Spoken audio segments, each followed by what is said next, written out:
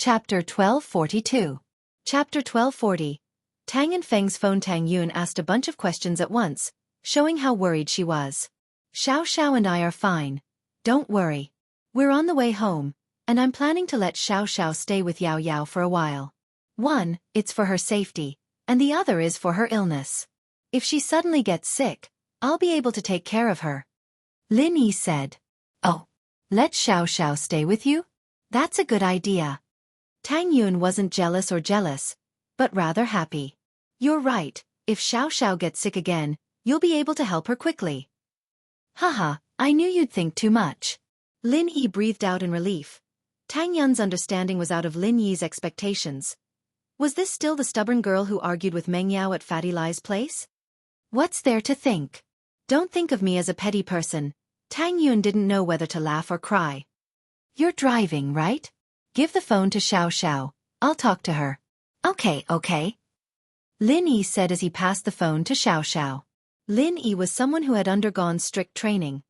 Even masters of the same level couldn't compare to him. Lin Yi could multitask very well, like driving and talking on the phone. It was a dangerous move for other people, but it was nothing to Lin Yi. Xiao had been eavesdropping on their conversation the whole time, and the car was very quiet. She could hear everything Tang Yun was saying, and she couldn't help but feel grateful towards Tang Yun. Sometimes, Xiao would think that the heavens really cared for her, letting her find a boyfriend who loved and cared for her so much before she died, and even let her and his girlfriend become best friends. Tang Yun's concern came from the bottom of her heart, and it wasn't fake at all. Xiao could tell that apart. Thank you for caring about me, Yun sis. I'm sorry for making you worry, but I'm fine. Xiao said gratefully. There's no need to thank me between us sisters. Tang Yun smiled and said, as long as you're safe, I'm relieved. Yeah. I knew you're the best, Yun sis. The other wives would probably want the second wife to die too. Xiao giggled. You're spouting nonsense again. What death? With Lin Yi around, you won't die. Tang Yun suddenly lowered her voice. Right, Xiao, I have a mission for you when you go to Yao and Shu's place. Oh, what? Xiao didn't get to finish before Tang Yun cut her off. Don't make a sound, don't let Lin Yi hear. Tang Yun quickly reminded. Oh. Xiao replied, curious at the same time. Just what kind of mission was Tang Yun giving her? And carry Lin Yi? Could it be that she wanted to assassinate Meng Yao and Yushu? It couldn't be, right? Xiao was shocked by her own bold idea. She knew that Meng Yao and Yushu were interested in Lin Yi, and Tang Yun could tell as well. Could it be that Tang Yun sis was jealous and wanted to get rid of them? But that shouldn't be the case. Tang Yun sis wasn't that kind of person. Xiao, when you get to Yao's place, help me keep an eye on Lin Yi, Yao, and Shu. See if they're related or not. Tang Yun said, a little embarrassed. I'm not suspecting anything, I'm just curious. Shu told me that Lin Yi and Yao are related, and I don't really believe it. I just want to confirm it. If you don't like it, then forget it. Tang Yun didn't feel too good after saying that. Why did it feel like she had a spy by Lin Yi's side? Falling in love with Lin Yi meant trusting him. How could she just suspect him? But Tang Yun was really curious. Lin Yi had been living in the Chu villa for so long. Was there really nothing going on between him, Meng Yao, and Yushu? Of course. Tang Yun just wanted to confirm it. If there was, then there was. If there wasn't, then there wasn't. Even if she found something, she wouldn't say anything to Lin Yi or Meng Yao or Yushu. Tang Yun had said that it was a fair competition, and since they were good friends, if Meng Yao and Yushu really did have something going on with Lin Yi, it would only mean that they were stronger than her. Tang Yun would also cheer for her and not lose to them. As for getting even with them, Tang Yun didn't even think about it. She just wanted to know more about her enemy. Yeah, sure, no problem. Xiao agreed after hearing Tang Yun's words. It wasn't a hard thing for her, and it wouldn't go against her principles. That was why Xiao agreed so readily. But, even if Tang Yun had lowered her voice, Lin Yi's hearing wasn't bad. He had heard everything clearly from the side. Lin Yi found the conversation between the two girls a little funny, but he didn't think there was anything wrong with it. It was reasonable for Tang Yun to think like that, but she didn't dare to confront him face to face. She could only find it out herself. This made Lin Yi feel that Tang Yun had really changed. She was a little different from the stubborn Tang Yun he knew before. The Tang Yun who was grinding her teeth in front of him was gone. What replaced it was a gentle image. After that, Tang Yun and Xiao talked about something else before hanging up. Xiao, on the other hand, passed the phone back to Lin Yi as if nothing had happened. She didn't mention anything about Tang Yun's orders. Lin Yi took the phone and put it away, not saying anything. The car stopped in front of House Chu's villa, and the sound of the car attracted Meng Yao and Yushu's attention. Meng Yao breathed a sigh of relief when she saw Lin Yi's car outside. Lin Yi leaving with a serious face really scared the Miss and Shu. They didn't have time to ask, and they were worried until now. They only calmed down when they saw Lin Yi's car. Two people worrying about a boy at the same time. This was something that would never happen in the past. Who would Meng Yao and Yushu worry about before they met Lin Yi? The two were carefree, sleeping when it was time. But now, they were sitting in the living room at the same time, waiting quietly. Chapter 1243. Releasing the news early. Find out more about Su Shihan. See if she's planning to hold a concert soon. Meng Yao, naturally, wouldn't admit that she was worried about Lin Yi. Yao, didn't we look for her already? You've been sitting in the living room all this time? Yushu didn't hold back at all, exposing Meng Yao's lies all the time. I just rested for a bit. Meng Yao glared at Yushu and yawned. Haha, let me introduce a guest to you guys. She'll be staying here tonight. Lin Yi said as he opened the door and pulled Xiao out. Xiao didn't dare get out before, not knowing if Meng Yao would welcome her or not. Guest. The miss paused, but a smile appeared on her face when she saw Xiao. Xiao, why didn't you get out? Welcome. Welcome. Yushu clapped her hands happily. With a playmate like Xiao in the villa, they wouldn't be lonely in the future. Whether it was Meng Yao or Yushu, they didn't see Xiao as their enemy. Because of Xiao's condition, Meng Yao and Yushu had accepted her a long time ago. No matter how well Lin Yi treated her, she wouldn't become their love rival. Tang Yun had accepted her, so why would Meng Yao and Yushu do anything to her? Plus, after some time together, Meng Yao realized that Xiao was an easy person to get along with. They had fun together, and so she accepted her from the bottom of her heart. Yushu, on the other hand, was the same. The troublemaking duo wasn't just for show. The two of them could sweep through the world and mess with anyone they saw. Xiao's father made an enemy, an international criminal gang. I was worried that they wouldn't give up and would come looking for trouble again, so I brought Xiao to the villa. Lin Yi explained. Plus, you guys know about Xiao's illness, too. This way, I'll be able to take care of it when it acts up. That's good. The villa is big anyway. Just clean up a room and it'll be more lively in the future. Meng Yao smiled and nodded at Xiao. Yushu ran over happily and pulled Xiao into the villa. Lin Yi knew that Meng Yao and Shu were kind people, so there shouldn't be any problems with Xiao moving into the villa. He parked the car in the garage and returned to the villa, only to see Xiao, Meng Yao, and Yushu sitting in front of the sofa, looking up something on their tablet. Evidently, it was news about Su Shihan. Go to bed early. We still have school tomorrow, Lin Yi said as he glanced at the three of them. Lin Yi, you sleep with Xiao? Or will Xiao sleep with us? Meng Yao glanced at Lin Yi. Lin Yi felt a little awkward. Living with Xiao under the eyes of the Miss and Shu was a little awkward no matter how he looked at it. Yao sis, Shu, can I sleep with you guys? You won't mind, right? Xiao, naturally, was too embarrassed to sleep with Lin Yi. It was fine if it was just the two of them, but they were in someone else's house. How could she do that? Of course not. The bed upstairs is really big, 2 meters. Tang Yun can sleep there too. Meng Yao smiled. She didn't know why, but she felt relieved. Was it because Lin Yi didn't sleep with Xiao? Meng Yao didn't know. It's getting late. You guys should shower and go to bed. Lin Yi nodded and went back to his room without saying anything else. After showering, Xiao put on Yushu's pajamas and went to Meng Yao's room. She thought it would be awkward, but the room was very warm. Meng Yao and Yushu weren't overly enthusiastic, either, and Meng Yao only waved her hand casually. Xiao, come quick. Su Shihan's official fan club just posted an announcement on their official website. According to reliable sources, Su Shihan has plans to go on a concert tour soon. Really? Who knows if it's real or not? You can't really believe a post on a fan club, right? Xiao didn't feel awkward anymore after hearing Meng Yao's words.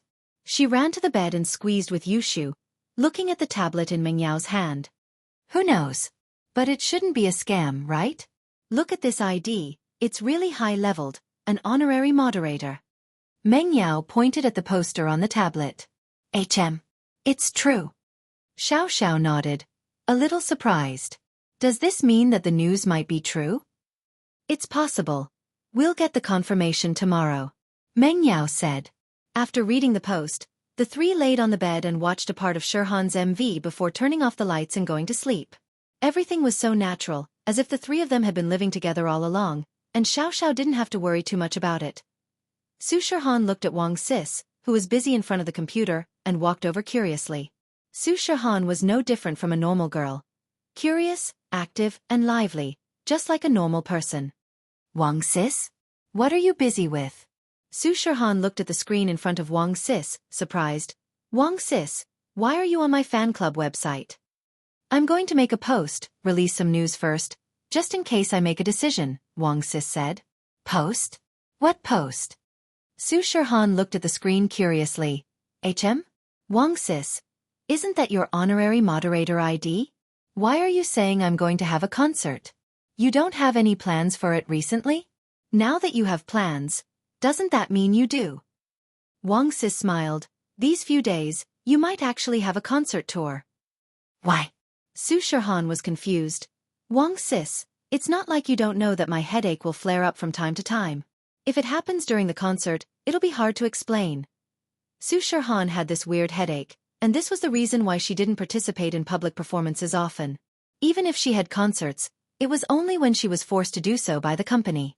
She didn't cooperate with any other entertainment companies or departments. This was also because she didn't want her headache to spread to the public. Chapter 1244. Chapter 1242. Prophecy Shu prophesied again. It's because of your weird headache that I'm planning to hold this concert. Wang Sis said. Now we can basically confirm that Zhao Yaowang's medical skills are real. I've already asked my friends, a lot of famous people in Songshan City have gone to him for treatment. His medical skills are superb. Really? He has a way to cure my illness? Su Shirhan was pleasantly surprised after hearing the news. The possibility is very high. Wang Sis nodded. I've already talked to Zhao Yaowang's manager today. I also told him about your situation, and he agreed immediately, saying that he has the confidence to cure you. He's not a scammer, right?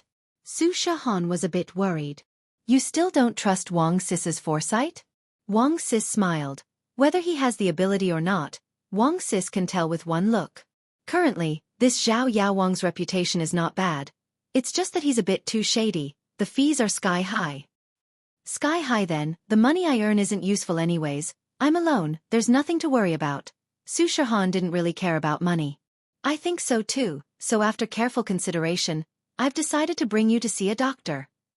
Wang Sis said, but you need to find a suitable reason to go to Songshan City for treatment, or else you won't be able to stay in Songshan City for long. If you don't want those entertainment reporters to dig something out, I think the only reason is to hold a concert there. After all, we don't have any business activities to do in Songshan City. If I knew earlier, I would have agreed to that Miracle Dr. Guan Medical Company's product launch. So that's it. I was wondering why they suddenly held a concert. Su Shirhan finally understood what Wang Sis's actions meant. The next morning, Su Shirhan's entertainment company announced that Su Shirhan was going to hold a national concert tour. The specific number of concerts, venue, and time were still to be decided, but the first stop was confirmed, Songshan City. Although Songshan was a second-tier city, it wasn't unheard of to hold a concert in a second-tier city. So Su Shirhan's fans were only shocked for a second before they started to envy the fans who lived around Songshan. Little Miss Chu, Little Miss Chen, and Little Miss Feng were eating the pork and century egg congee made by Lin Yi while watching the morning entertainment news. All of them widened their eyes at the same time. Holy's H*T. Prophet Shu is so powerful. Last night, I was still saying how great it would be if the concert could be held here. Today, it's confirmed. Yu Shu felt that she was really something. Last night when they were chatting under the blanket, they talked about this, and so Yu Shu made another prophecy. Meng Yao, too, looked at Yu Shu suspiciously. The girl's Jinx's mouth was quite accurate, after all. She'd gotten it wrong so many times. Xiaoxiao's face was a little weird as well. She'd heard of Prophet Shu's story a long time ago, and now that she saw it, it was indeed quite amazing. Things were so mysterious, and looking at Yushu, it was like a blind cat finding a dead mouse. But who knew if it was true or not? Shu, then can you prophesy for me? Will I die? Xiaoxiao asked suddenly. Oh. Yushu paused. No way, you definitely won't die. We'll be the troublemaker duo from now on, and we'll sweep the world. What would I do if you died? Haha, I hope you're right. Xiaoxiao nodded. She was just asking casually. Even she didn't really believe that she'd be able to live. It had been generations in the family, and no one could escape this curse. All right, what's with the talk of dying so early in the morning? Are you done eating? I'm going to school, Linny said. Falbert's here already. These 2 days, Falbert had moved out after recovering. He was an old man living with a bunch of young people, after all, and he wasn't used to it. Plus, the company was busy, and Pengzhan often had social engagements at night. He couldn't go back to the villa in the middle of the night. And so, things went back to normal. Falbert would deliver food every night, and he'd drive to the villa to pick up Mengyao and Yushu in the morning. All right, I'll have another mouthful of porridge. Yushu picked up the bowl and drank it all in one gulp. Lin Yi, where are we going today? Mengyao asked as she looked at Xiaoxiao. In the past, Lin Yi drove to pick up Xiaoxiao and Tang Yun while Mengyao and Yushu sat in Falbert's car. But now that Xiaoxiao was living in the villa, it was pointless for Lin Yi to drive himself.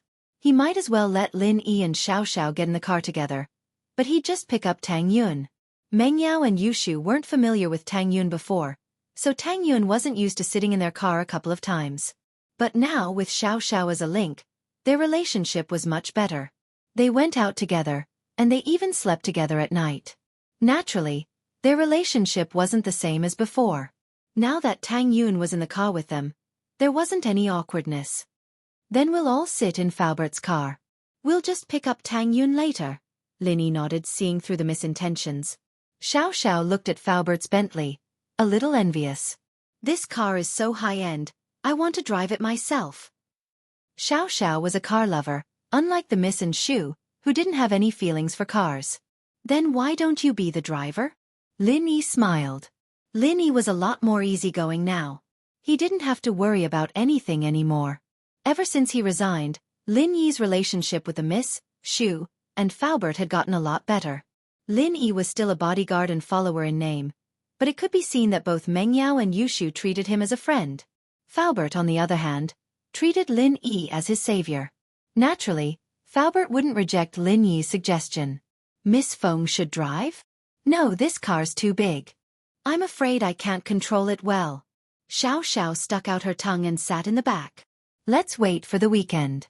Let Falbert drive the car over, and we'll go practice in an open space. Lin Yi smiled. With Lin Yi's current status, he could afford to pay for a Bentley even if it was smashed. Even if it was, Pengzhan wouldn't make Lin Yi pay for it. Chapter 1245. Chapter 1243, New Master of Songshan. Let's go pick up Tang Yun first, but she moved to 528, Chongdong Avenue, Chongxiang Garden, Lin Yi said to Falbert.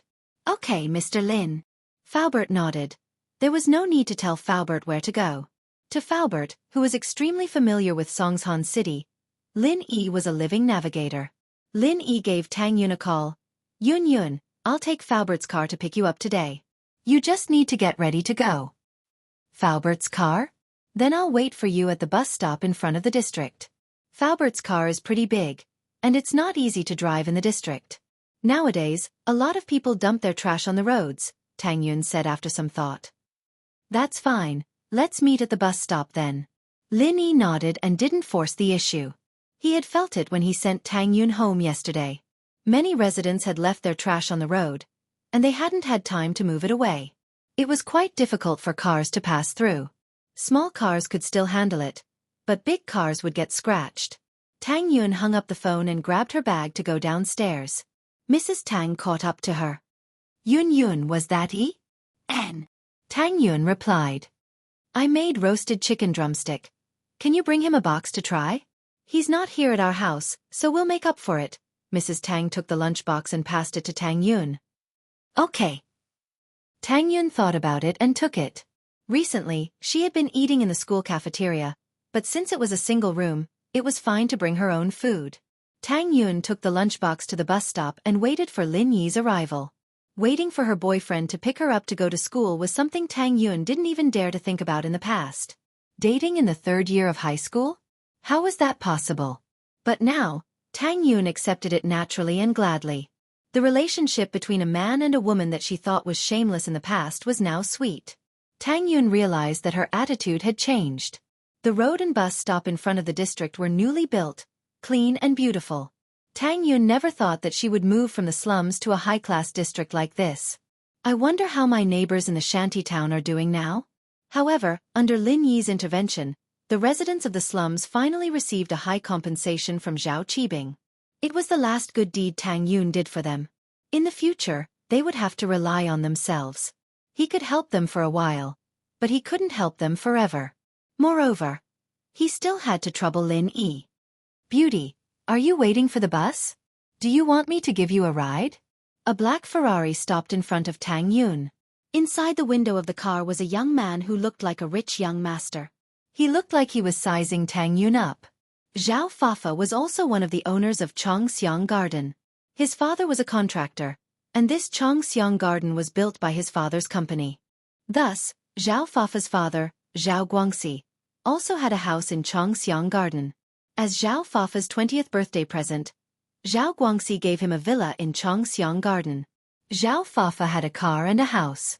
Although he was a student in a university, all he did was eat, drink, and play with his friends. They called themselves the new Songshan Four Young Masters. The old Songshan Four Young Masters had disappeared for many years, so Zhao Fafa and the others called themselves the new Songshan Four Young Masters. Of course, there was a reason why Zhao Fafa was so active recently and called himself the head of the new Songshan Four Young Masters. Because his father, Zhao Guangxi, found a book about House Zhao's family when he was cleaning up the old house. According to the book, he recognized a cousin brother, and an uncle. This cousin brother was very powerful, so Zhao Guangxi became famous immediately. He got to know a lot of famous people, and his company's business expanded a lot. So Zhao Fafa became arrogant as well. He felt that he had become a disciple of a famous house, one of the leaders of the younger generation in Songshan. Zhao Fafa, who was full of confidence, drove his car out of Xianxia Garden. He saw a beautiful girl waiting for the bus at the bus stop. She had a beautiful body and a beautiful face. Zhao Fafa's heart was moved. But Zhao Fafa was a man with good eyesight. He observed Tang Yun for a while before driving over to talk to her. From what he could see, Tang Yun was wearing a school uniform, so she should be from a poor family. She was holding a lunchbox in her hand. How many rich students would bring their own lunch? He looked at Tang Yun's position. It was the bus stop. She should be waiting for the bus here.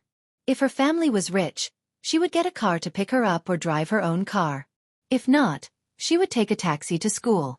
Waiting for the bus here was proof of Tang Yun's family situation. So Zhao Fafa felt that it wouldn't be hard to get Tang Yun. This kind of girl who had never seen the world would be confused if he gave her some money.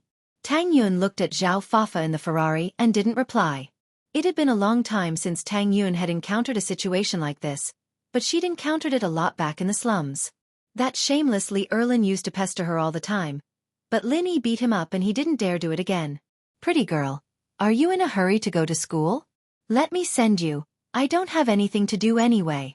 Don't worry, I live in this area too. I'm from the villa in A area. Look, I have a villa area pass here. With that, Zhao Fafa took out the car pass and showed it to Tang Yun. He was telling her that he wasn't a bad guy and that he was her neighbor. In this materialistic society, many girls were vain. Zhao Fafa had met too many of them. So from Zhao Fafa's point of view, if this girl had a little bit of vanity, she would take the bait after he showed off his luxury car and mansion. After all, even if nothing happened between them, she would be able to ride a Ferrari to school. It was enough for her to brag to her classmates. Zhao Fafa, on the other hand, enjoyed the fun of hitting on girls. He wouldn't show it off the first time. But from his point of view, if this happened once, there would be a second time, a third time. As the two of them interacted more and more, there would be no one who wouldn't take the bait. Chapter 1246. A warning, however. It was obvious that Tang Yun had underestimated the character of the person in front of her. Seeing that he was asking so many questions, Tang Yun could only impatiently explain, "No need, thank you for your kindness. We live in the same area. We're neighbors. Get in the car, we'll be friends." Zhao Fafa paused, but he thought that Tang Yun was being reserved, so he didn't think much about it and continued. "I said it's fine." Tang Yun turned her head and ignored Zhao Fafa. Zhao Fafa didn't think that Tang Yun really didn't want to talk to him. Anger flashed in his eyes. Who was he? He was the leader of the Songshan Four Young Masters, and he couldn't even deal with a girl? "Beauty, don't be so rude, right?" Zhao Fafa looked at Tang Yun, salivating. What a beauty! Big breasts, beautiful face, tall body. She had all the advantages in one body. A trace of anger flashed across Tang Yun's face. Why was this person so annoying? Seeing that Tang Yun didn't want to talk, Zhao Fafa's face darkened even more. But the more it was like this, the more challenging it was. Picking up girls wasn't challenging at all, and he pushed them down easily. Plus, the girls he slept with weren't virgins, so Zhao Fafa didn't have any sense of achievement, and he didn't treasure it. But now, Zhao Fafa was guessing that this girl was still a virgin after seeing Tang Yun's behavior. That would be great. Just when Zhao Fafa was fantasizing, a Bentley slowly drove over and stopped behind the Ferrari. "Linny honey, it seems like someone is pestering Tang Yun sis." Xiao Xiao pointed at the car not far away.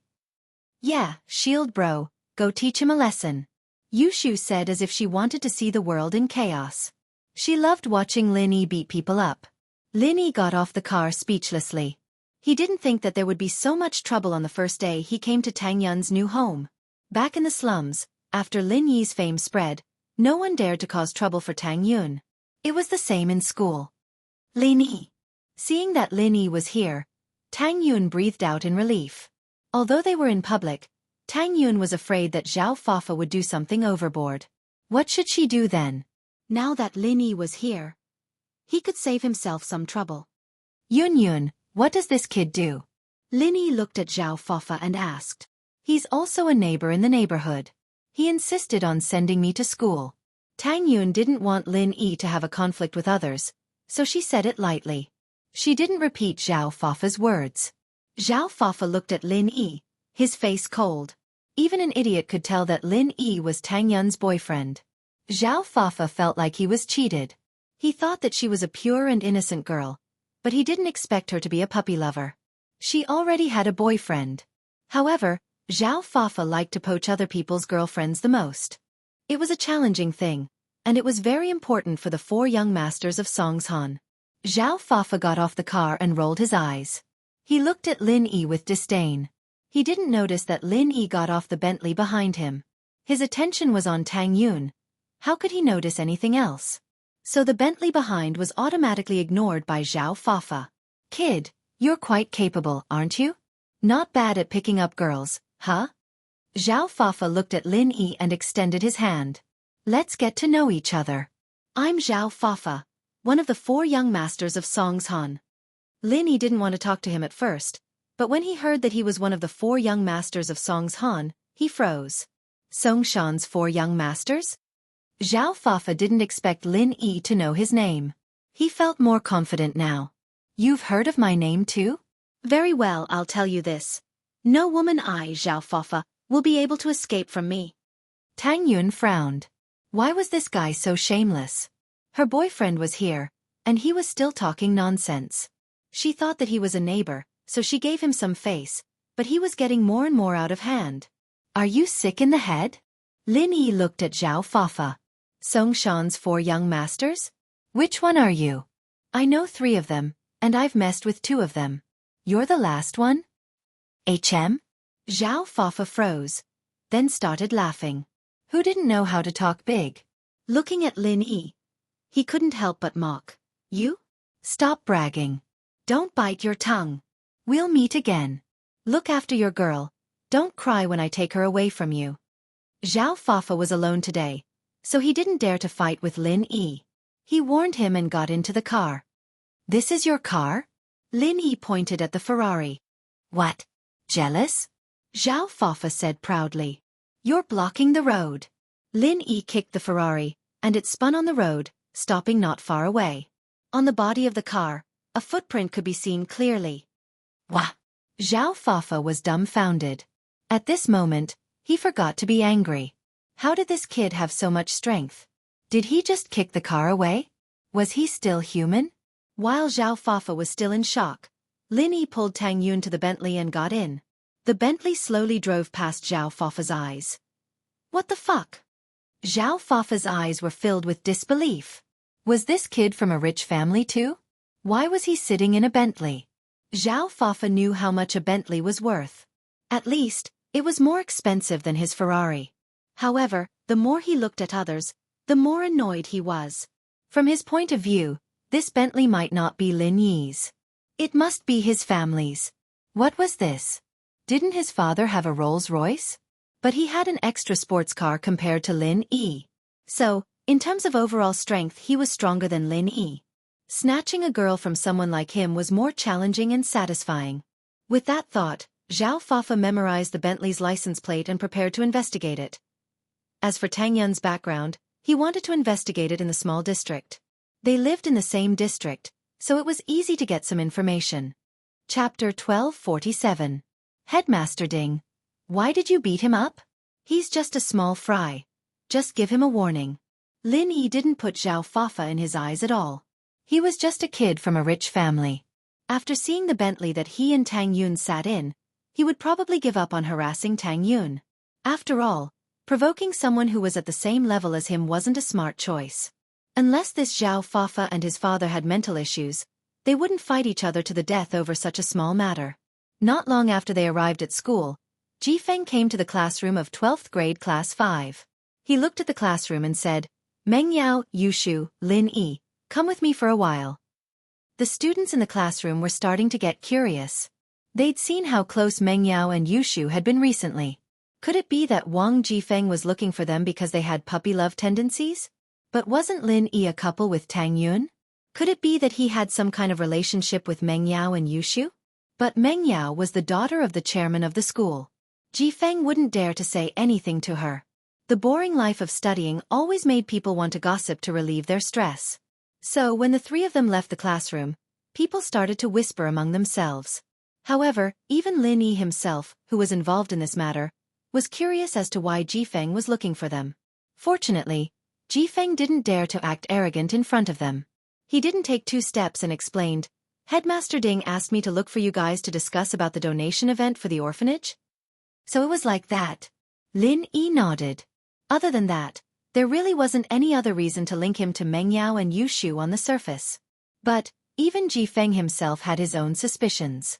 When Lin Yi first transferred here, he didn't act like he was close with Meng Yao. Instead, he was with Tang Yun. This made Jifeng think that Lin Yi might just be related to Pengzhan, but they weren't close at all. He was being manipulated by Lin Yi because Lin Yi caught his weakness, and it wasn't because he was trying to flatter Meng Yao. But now, it didn't seem to be the case. Especially these few days, Lin Yi, Tang Yun, Chen Mengyan, and Yushu went to school together. Jifeng felt that things weren't as simple as he thought.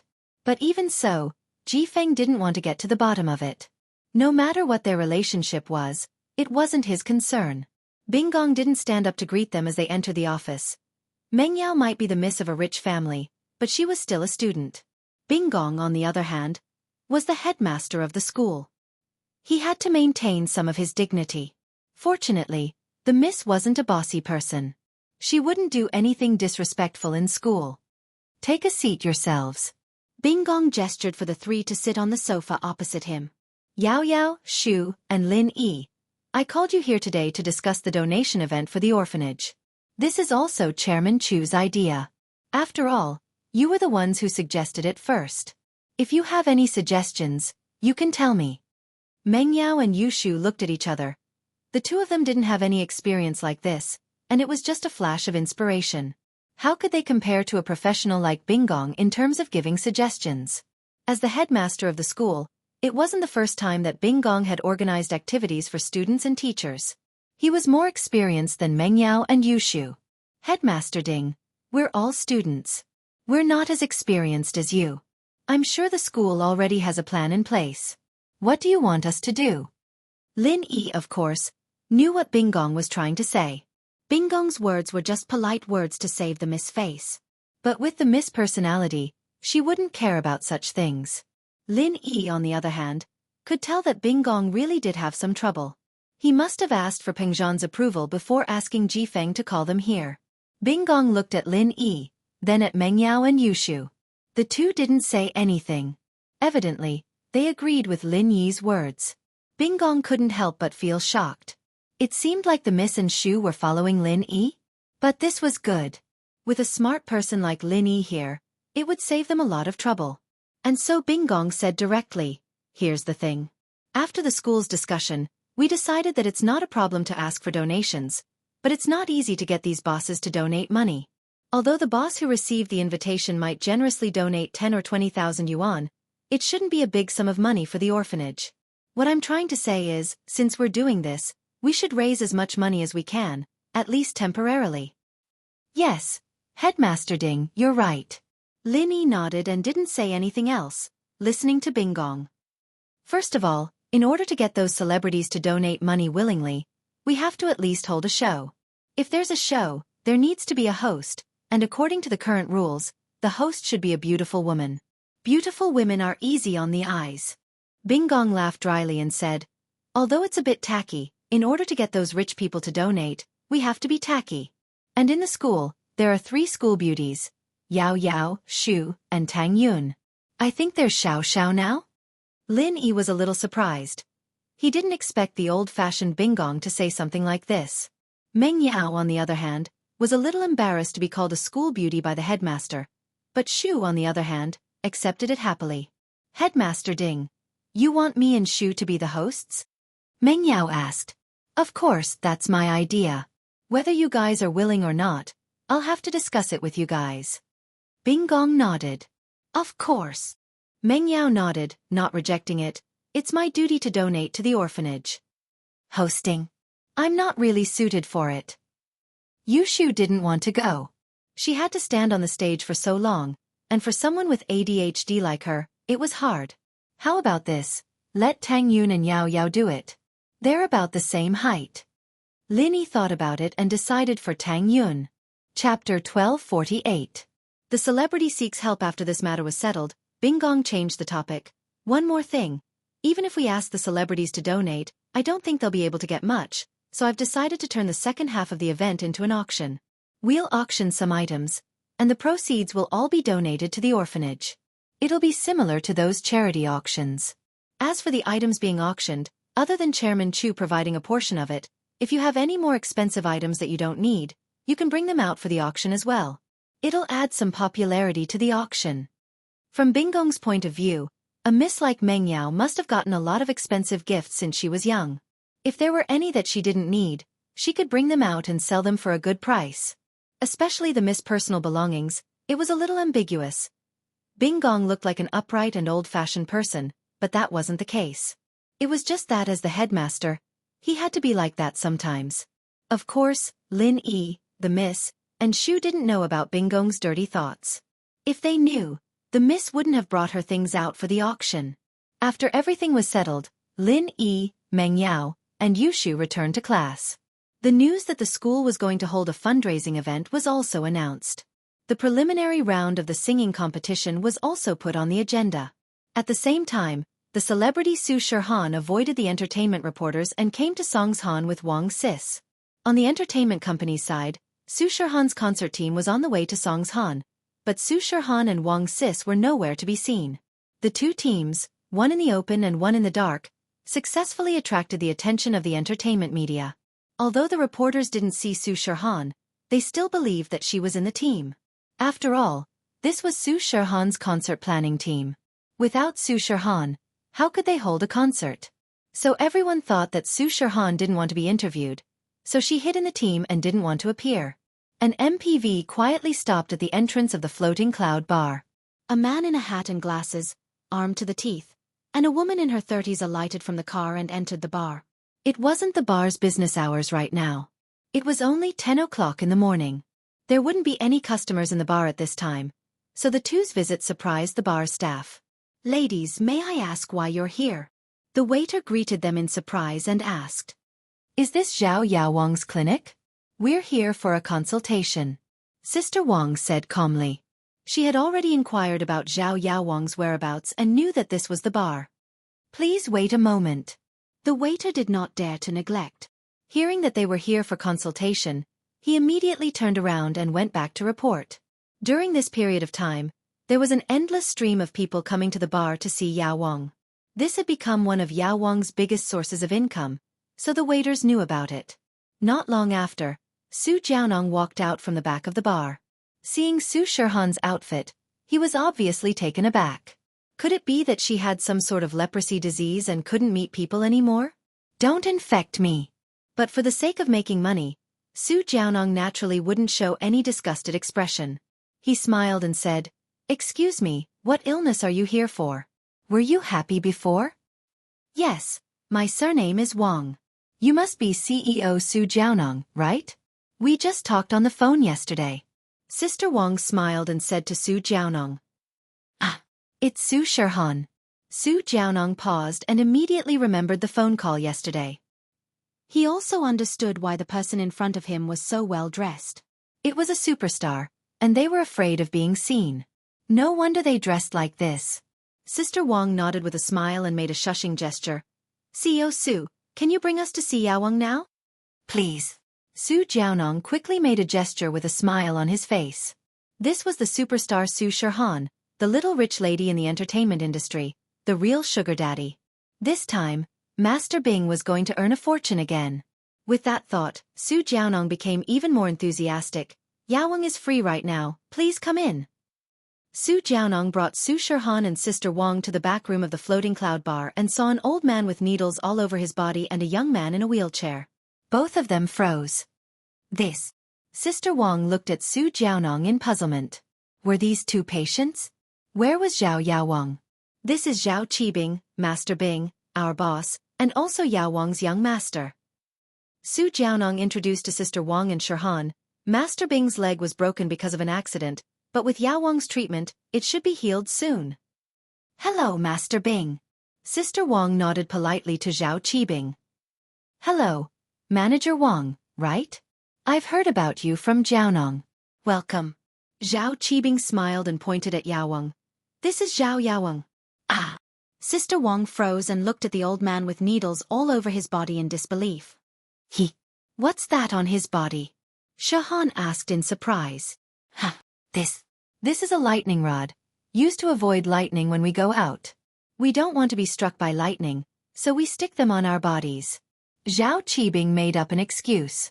He couldn't say that it was Lin Yi who did it, and that he couldn't remove it. Wouldn't his reputation be ruined if he did? Lightning rod? Su Shihan froze and felt strange. Who would stick a lightning rod in their body? Was there something wrong with him? This Zhao Yaowang, was he reliable or not? Why did it feel so strange? Ahem. Yao Wang quickly waved his hand and explained. Master Bing was joking. In fact, this is a divine art that I practice. Look, these are all silver needles.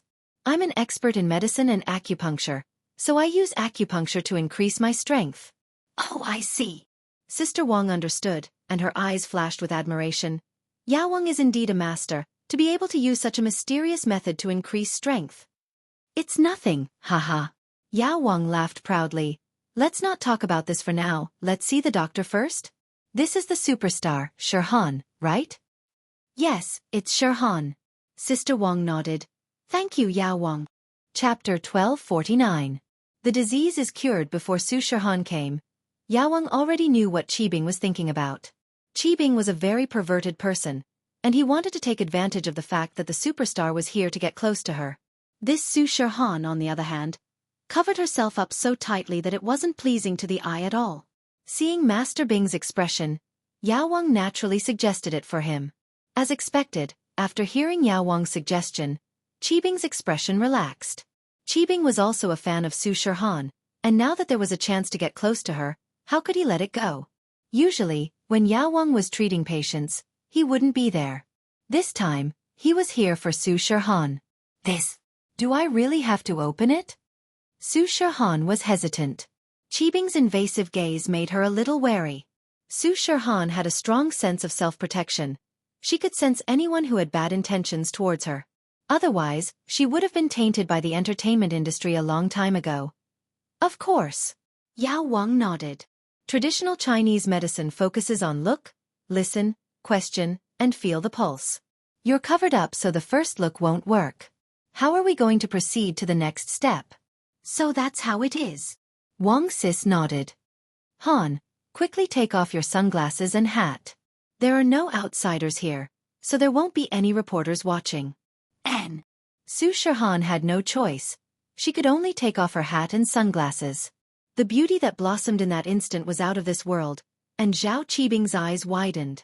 What he didn't expect was that Su Shihan was even more beautiful and pure than on TV. She was 10,000 times more beautiful than pictures and movies. Qibing couldn't help but be tempted.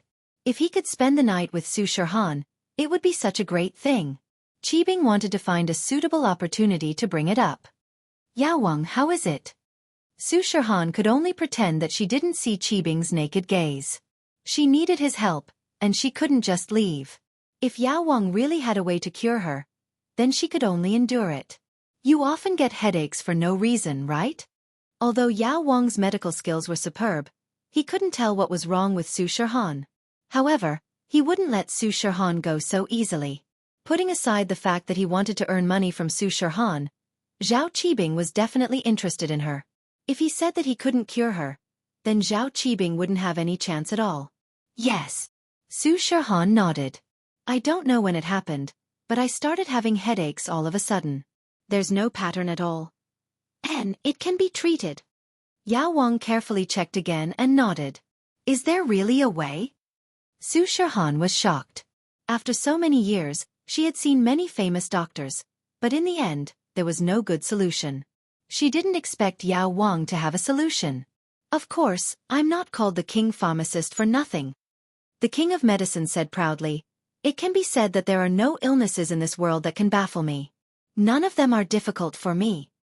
That's great. I wonder how the medicine king will treat him? As for the treatment fee, Wang Sis was overjoyed and quickly asked. At this moment, Su Shihan suddenly covered her temples with both of her hands as she bent down in pain. Cold sweat immediately appeared on her forehead. She didn't think that her headache would act up at this time. However, this was a good thing. It allowed Yao Wang to see the symptoms of her illness more directly. So she gritted her teeth and raised her head. It's acting up. It's starting to hurt again. It's okay. Wait for a moment. I'll get the medicine. I'll guarantee that you'll be cured. Yao Wang turned and walked into the inner room. Not long after, he took out a bottle of unknown medicine. He took one out and gave it to Su Shihan. Take it now. I guarantee that you'll see the effects immediately. Su Shihan didn't hesitate and quickly swallowed the pill Yao Wang gave her. But a miracle really happened. Not long after, Su Shihan's headache weakened, and very quickly, it didn't hurt at all. It doesn't hurt anymore? It really doesn't hurt anymore? Su Shihan widened her eyes in surprise. Wasn't the medicine working too fast? It was practically instantaneous. All the medicine she used to relieve headaches didn't have this effect? Of course, if this medicine doesn't work, then I wouldn't be called Yao Wang. Yao Wang waved his hand calmly and said with a mysterious look. In reality, what he gave Su Shihan was just a strong analgesic medicine. He didn't know why Su Shihan was having a headache, but he didn't care. Yao Wang always followed the principle of treating the symptoms and not the root cause. As long as it's cured now, it's fine. Who cares what happens in the future? The money in front of him has to be earned first. If there were any problems in the future, it had nothing to do with him. This powerful analgesic drug was similar to a drug. It was given to seriously injured martial artists to take when they couldn't hold on any longer. It could also play a role in prolonging their lives. However, this kind of thing had too many side effects and too much dependence, so it was useless to take more of it. It was just that Yao Wang didn't care what would happen after Su Shihan took it. He only wanted the benefits in front of him. This medicine won't have any side effects, right? Su Shihan wasn't stupid. This kind of instant effect was a bit too magical, so it was normal for her to be worried. Of course not. This old man is using pure herbal medicine. It doesn't contain any chemicals. You know herbs. There are no side effects at all. Many herbs are used as seasonings. Yao Wang naturally wouldn't tell the truth about the side effects of the medicine. That's good. Su Shihan nodded, but she was still worried. Then this medicine, will it cure the symptoms or the root cause? It can relieve the headache, but can it cure it? If this medicine is taken over a long period of time, it will naturally be able to cure the illness. However, if you want to recover faster, you will need to use other Chinese herbal medicines to help. Yao Wang said, after Miss Su confirms the treatment, I will give you the prescription. Of course it's treatment. Yao Wang has such superb medical skills. Of course we have to stay here for treatment. Wang Sis quickly said. But, I don't know about the treatment fee. Chapter 1250. Zhao Qibing's threat. After he finished speaking, the Medicine King took back the pills he had taken out earlier and turned around to enter the inner room. He did not hesitate at all and did not take away a single cloud. He was like an otherworldly expert, coming and going in a hurry. Only Zhao Qibing, Su Jiaonong, Wang Sis, and Su Shihan were left. Wang Sis paused and turned to Zhao Qibing. She was confused. Yao Wang was the one treating the patient. Why did he have to name a price? But since Yao Wang said so, Wang Sis could only turn her head and look at Zhao Qibing. Master Bing, about the treatment plan and the medical fees. That's easy, it's not a big deal. Miss Su Shihan, I'm Zhao Qibing, and I've been admiring you for a long time. I've already prepared a banquet at Floating Cloud Hotel, and it's almost noon. I wonder if Miss Su would like to join me for lunch? Zhao Qibing smiled as he gestured for her to go. Lunch. Shihan frowned unnoticeably. She knew what this Zhao Qibing was thinking. He wanted to get close to her, but she was here to cure her illness. She didn't want to have anything to do with him, so she smiled and looked at Wang Sis. Master Zhao, Shihan is in a rush. She still has to prepare for the concert. She doesn't have much time. Let's forget about lunch. Maybe next time. Let's talk about the treatment first? Wang Sis politely rejected Zhao Qibing's suggestion.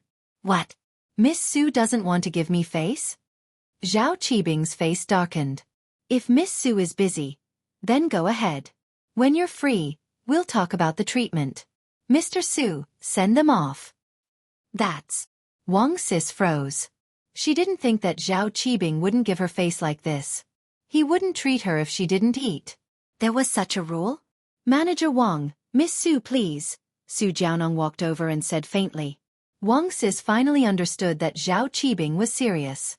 If she didn't eat with him, he wouldn't let Yao Wang continue treating her. This Yao Wang obviously listened to his orders, and without Qibing's permission, he wouldn't give Su Shihan another pill. Thinking of this, Sister Wang had no choice but to awkwardly smile and say, Xiao Han, since it's hard to refuse young Master Zhao's hospitality, why don't we go eat something?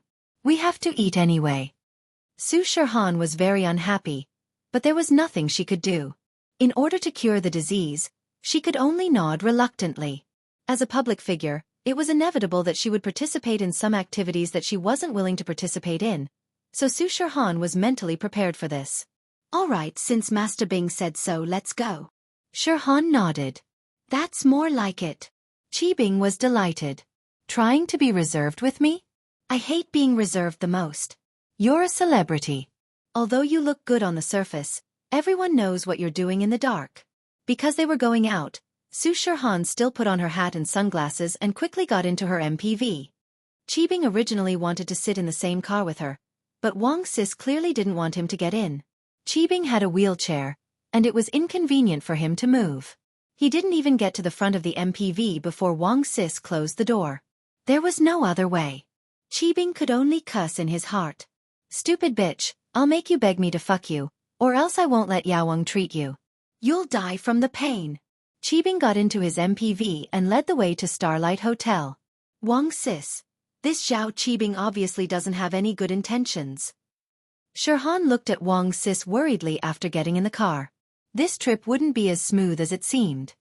Yeah, I think so too. Wang Sis nodded. But sometimes, we have to lower our heads when we're under someone else's roof.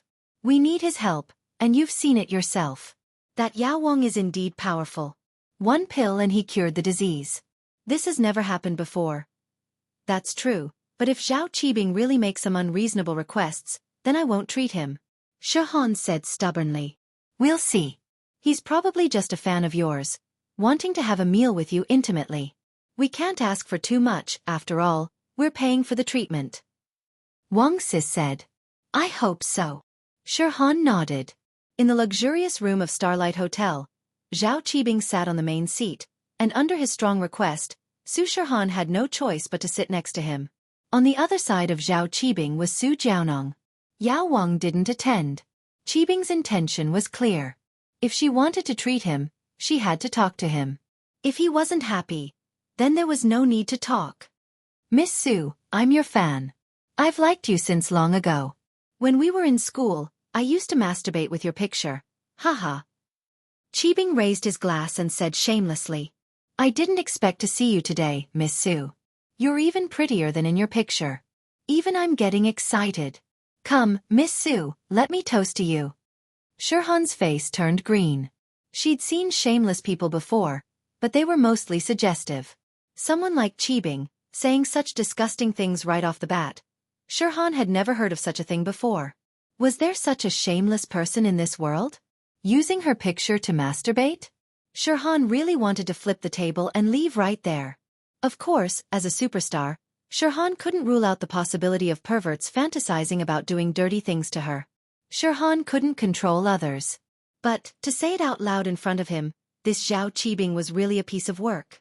Young Master Zhao sure knows how to joke, but Shihan is a girl. This kind of joke shouldn't be made, right? Wang Sis tried to smooth things over.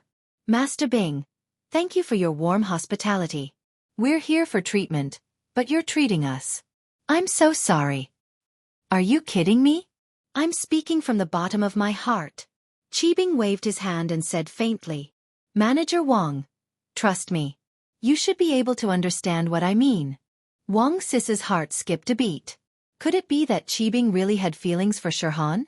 From the looks of it, that was most likely the case. Young Master Zhao, please behave yourself. Shihan is here for treatment, and we'll pay for it. I hope you won't make things difficult for everyone. Wang Sis saw that Zhao Qibing had shed all pretense of cordiality, so there was no need to hide anymore. Chapter 1251. Bodyguard or spy. Shihan's face turned very, very pale. Qibing's words were too much. She didn't know what happened to other people, but she, Shihan, was absolutely innocent.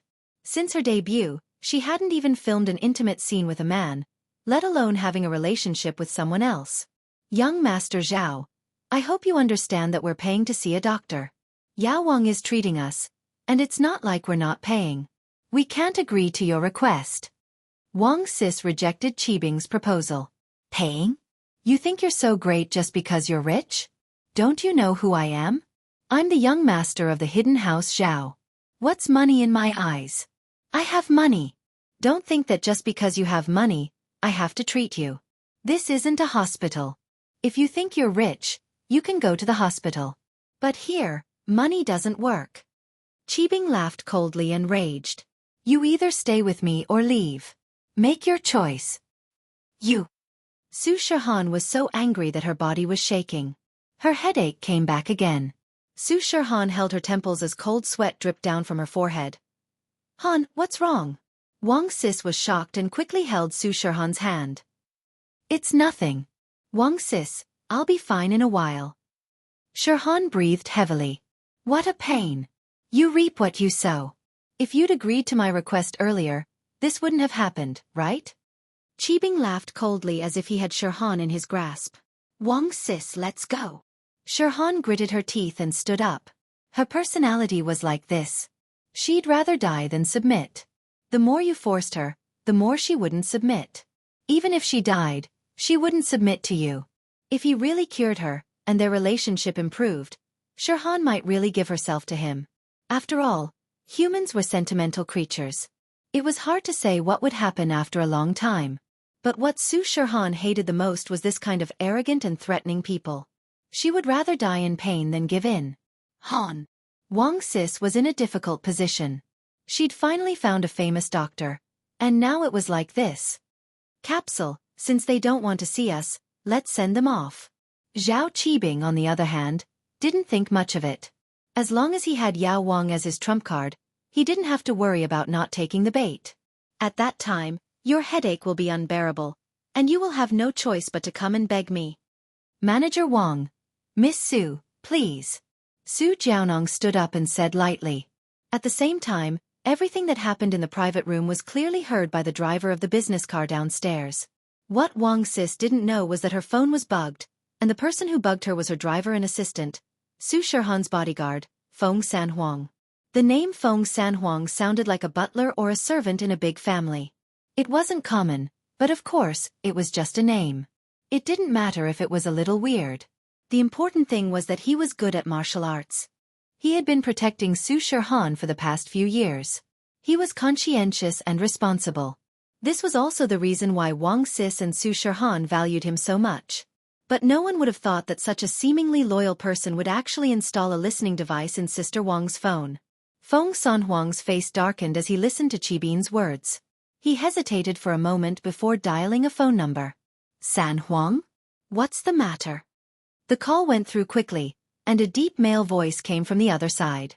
I heard that Han is going to Songshan for a concert? What happened? Why didn't I know about this? I'm sorry, Master. The concert happened too suddenly, and I didn't have time to report. Feng Sanhuang quickly explained. It was last night. Manager Wang made the decision. Ha! What's going on? Why the rush? Did something happen? Did the company force Han? The man-called Master asked in a deep voice. That's not it. I've already asked someone to hint to Manager Zhang of the entertainment company. He wouldn't force the miss. Feng Sanhuang said. It's like this. I heard that there's a miracle doctor here in Songshan called Zhao Yao. He can cure the miss's headache, so Manager Wang brought the miss here to see the doctor. That's why he's holding the concert in Songshan. I see. Feng Sanhuang's master nodded. So what? Han's headache. That Zhao Yao gave the miss an unknown pill, and her headache was immediately suppressed. It seems like it's working, but Zhao Yao's master, Zhao Qibing, is a pervert. He wants the miss to satisfy some of his desires, or he won't treat the miss. Feng Sanhuang said. Master, do you need me? Zhao Qibing? Who is he? Feng Sanhuang's master asked. Just an illegitimate son of a hidden house. I've already investigated him. Feng Sanhuang said faintly. Feng Sanhuang had only been in Songshan for one morning, and he already knew everything about Zhao Qibing. Although Zhao Qibing had revealed his identity at the banquet, he didn't mention that he was an illegitimate son. This meant that Feng Sanhuang's information network was extremely huge. An illegitimate son of a hidden house? From the hidden house Zhao? Feng Sanhuang's master asked. Yes, that's right. He dared to covet the miss. Feng Sanhuang didn't seem to care about the hidden house Zhao at all. No need. A hidden house isn't a big deal, but I don't want your identity to be exposed right now. At least not now. Feng Sanhuang's master sighed. Soon. It won't be long before I become the head of the sect, and I'll reunite with Han. No one will dare to do anything to her then. Congratulations, Master. Feng Sanhuang was slightly stunned and said with some excitement. He knew that the Master had been waiting for this day for a long time. Once he became the head of the sect, he wouldn't have to be afraid of the pressure from the mistress's family. And let's not talk about this. You just need to protect the miss. This Zhao Yaowang actually has a way to cure Han's headache? Even the doctors on my side can't see any problems. How about this? Don't let Han take the pill randomly, and try to get one of Zhao Yaowang's pills for me to see. Don't let anything go wrong. Feng Sanhuang's master said. Yes, Master. I understand, Master. Feng Sanhuang nodded. Chapter 1252. Chapter 1250. Zhao Qibing's deduction, replying to Master. There is no news of second mistress for the time being. Feng Sanhuang also sighed. There has been no news for so many years. Back then, second mistress suffered such heavy injuries. I'm afraid that she has met with misfortune. I know. Man, do your best. Sanhuang's master said. Okay. Master, Miss is coming out. I'll hang up first. San Huang saw Shirhan and Wang Sis walk out of the hotel and quickly hung up. He believed that the master wouldn't blame him, because the master wouldn't allow San Huang to reveal his identity. All these years, San Huang had been a bodyguard for Shirhan, a real bodyguard. Although he was hired by Wang Sis in name, that wasn't the case. He had already helped Shirhan deal with too many things, too many people. Otherwise, Shirhan's career wouldn't be this smooth. In San Huang's eyes, anyone who disrespected the miss had to die. Miss Su Wang Sis, how come you're done eating so soon? San Huang saw Shirhan and Wang Sis coming back and naturally pretended not to know what was going on. This was in line with his identity as a driver, assistant, and bodyguard. Su Shirhan had returned to normal by now. She had rested in the bathroom for half a day before coming out. This gave San Huang enough time to make a call. Hey! Little Feng, this Zhao Qibing isn't a good person, asking Xiaohan to sleep with him, what the hell? Why don't you take a look at yourself? Who do you think you are? How dare you have thoughts about Xiaohan? Wang Sis shook her head. But, he also said that if Xiaohan doesn't sleep with him, there's no need to talk about the treatment. This guy really isn't a good person. San Huang pretended not to know and immediately started scolding Zhao Qibing. Wang Sis, what do we do now? What else can we do? From what Zhao Qibing said, there's no room for compromise, and he seems to be the young master of some noble house, not interested in money, we can't even spend money. Wang Sis said angrily. I'm afraid there's no hope. Wang Sis, forget it, we won't treat him, it's nothing, I can endure it. Shirhan was optimistic. I've endured it for so many years, what's the difference now? Sigh, it's been hard on Xiaohan. This Zhao Qibing really isn't a good person. Wang Sis sighed. After they left, Jianong asked in a low voice, Master Bing, should we get Sihua to get someone to tie Su Shirhan up? No need. Su Shirhan is a public figure after all. It wouldn't be good to force her. If something really happened, it wouldn't be easy to clean up the mess. Qibing waved his hand.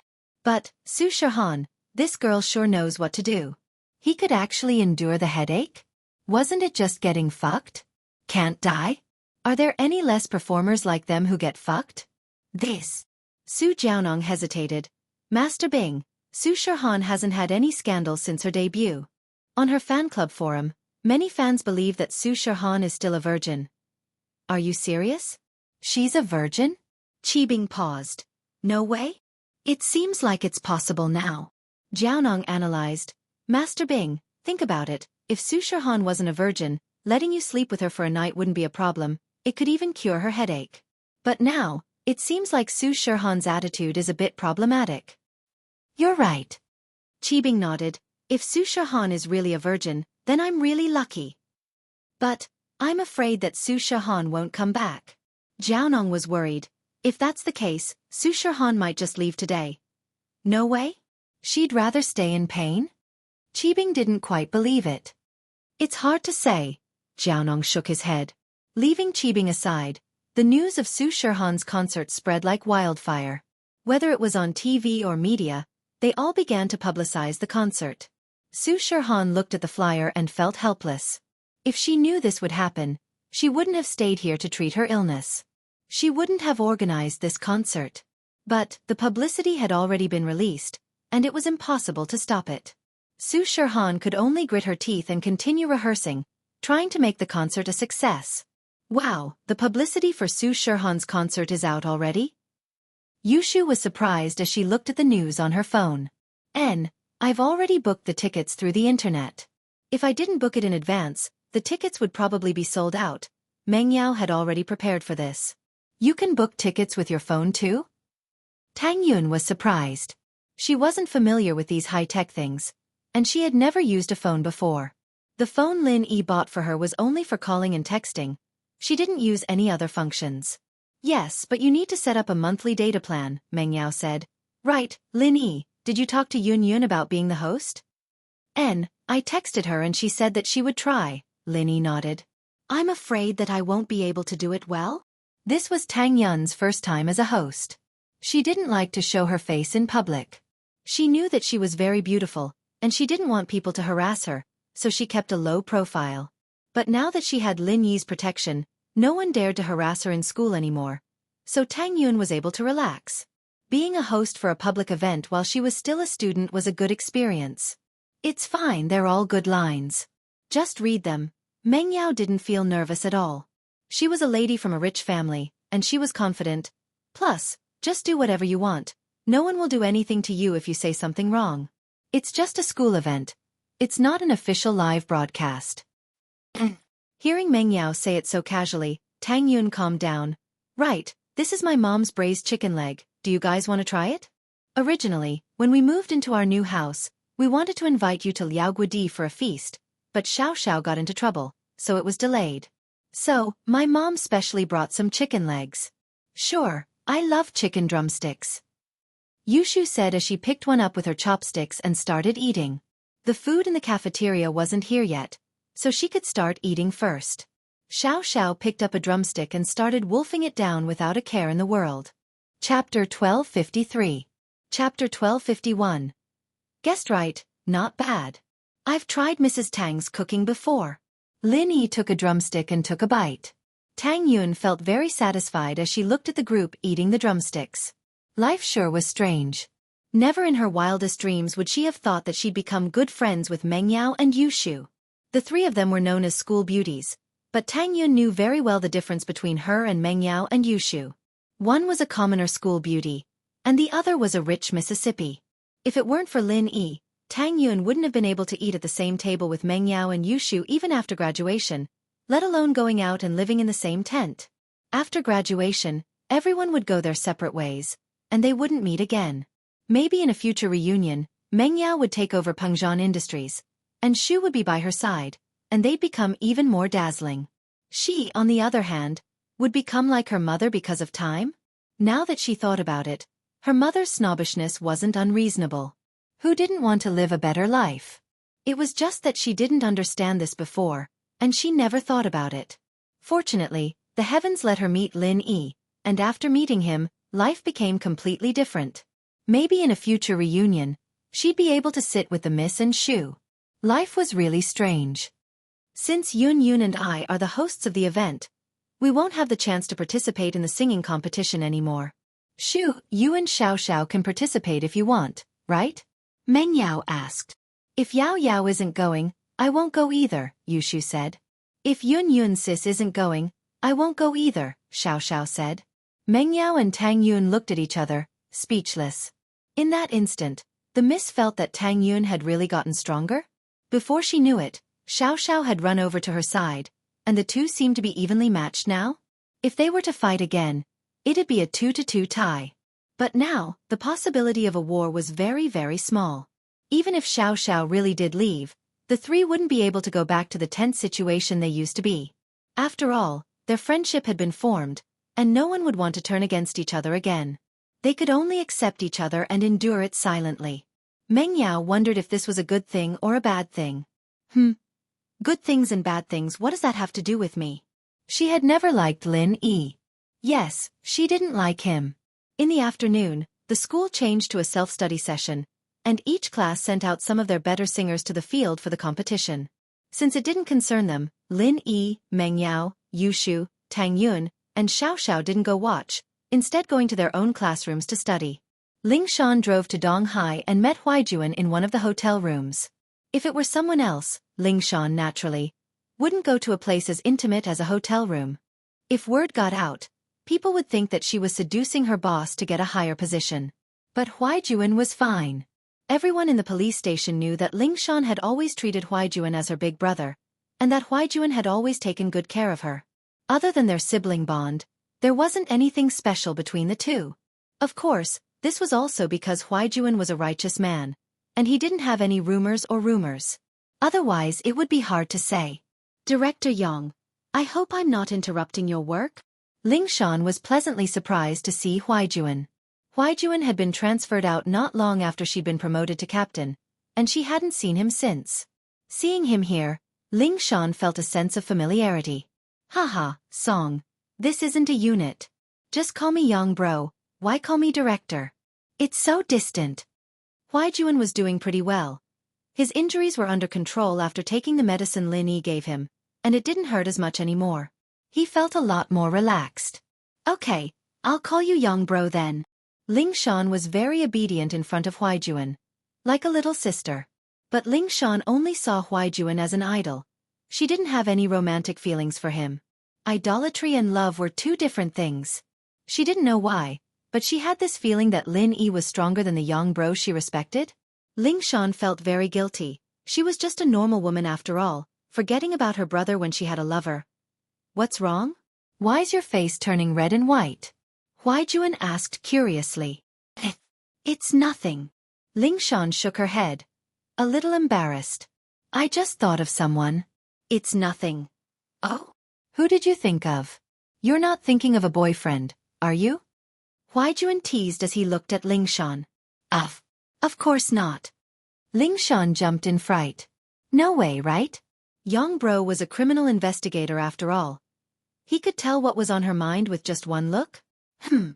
Huaijuan asked casually, not expecting this kind of expression from Ling Shan. It seemed like he'd guessed right. Huaijuan couldn't help but smile. Lin Yi. Ling Shan blinked, remembering the relationship between Lin Yi and Huaijuan. She quickly shook her head. Of course not. Looks like I guessed it right. Huaijuan smiled. We're all friends, why'd you hide it from me? Yeah. Lin Yi said that you're his comrade? You guys know each other? Ling Shan said subconsciously before explaining. There's nothing between me and Lin Yi, we're just normal friends, he doesn't like me. Oh? He told you all this? It seems like you guys are pretty close. Huaijuan looked at Ling Shan with a smile that wasn't a smile. Lin Yi didn't really want to talk about the past, but since he'd told Ling Shan all this, it meant that they were close to each other. There was no way Lin Yi would tell her all this otherwise. It's all right, just a little better than normal friends. Ling Shan wanted to say that she'd taken off her clothes, but she didn't. It was too embarrassing. Lin Yi didn't even do anything when she took off her clothes. Chapter 1254. Huaijuan, surprised, Grandpa introduced me to a boyfriend. House Yu's Yufeng. I'm so annoyed. Ling Shan was troubled just thinking about it. She didn't know what her grandpa was thinking, getting her a fiancé.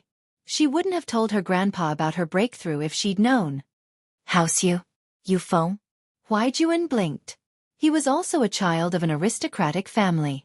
Although the Yang family was not very famous, it was still an authentic aristocratic family.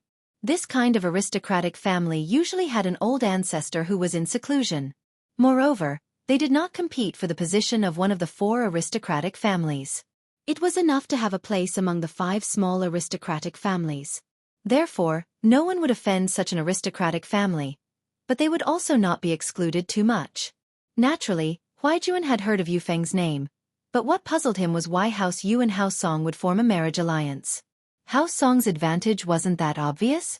Other than the dual practitioner arts, there wasn't anything else worth mentioning. I'm a golden class late phase peak now. Ling Shan didn't hide anything from Huaijuan. This is also why House Yu wants to marry me. They think that I'm already a golden class late phase peak at such a young age, and that my future is limitless. Especially if I dual practice with House Yu, everyone will benefit. Golden class late phase peak. Huaijuan's eyes were wide as if he'd seen a ghost. He looked at Ling Shan, unable to believe what she was saying. Huaijuan spoke after a while, shocked. Song, if I remember correctly, you were only a golden class early phase peak when I left Songshan a while ago, right? How did you become a mystic late phase peak all of a sudden? Young bro, if I tell you, can you keep it a secret? Ling Shan didn't want to say it, but after some hesitation, she felt that since Huaijuan was Lin Yi's comrade, and the two were close, it wouldn't hurt to tell him, but the condition was that he had to keep it a secret.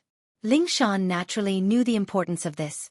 If people knew that Lin Yi could quickly increase someone else's strength, they'd come for Lin Yi or cause trouble for Lin Yi. That wasn't something Ling Shan wanted to see. That was why she was being so careful. Of course. But you don't have to tell me if you want to keep it a secret. I understand. Huaijuan didn't force Ling Shan to tell himself. Everyone had their own secrets. Young bro, what's your relationship with Lin Yi? Ling Shan asked. Huaijuan paused, not expecting Ling Shan to ask about Lin Yi instead of answering his question. Could it be that Ling Shan's sudden leveling up had something to do with Lin Yi? He didn't want to hide anything. Lin Yi was my captain before. He's Huaijuan. You've guessed. He's someone I respect, and he's helped a lot.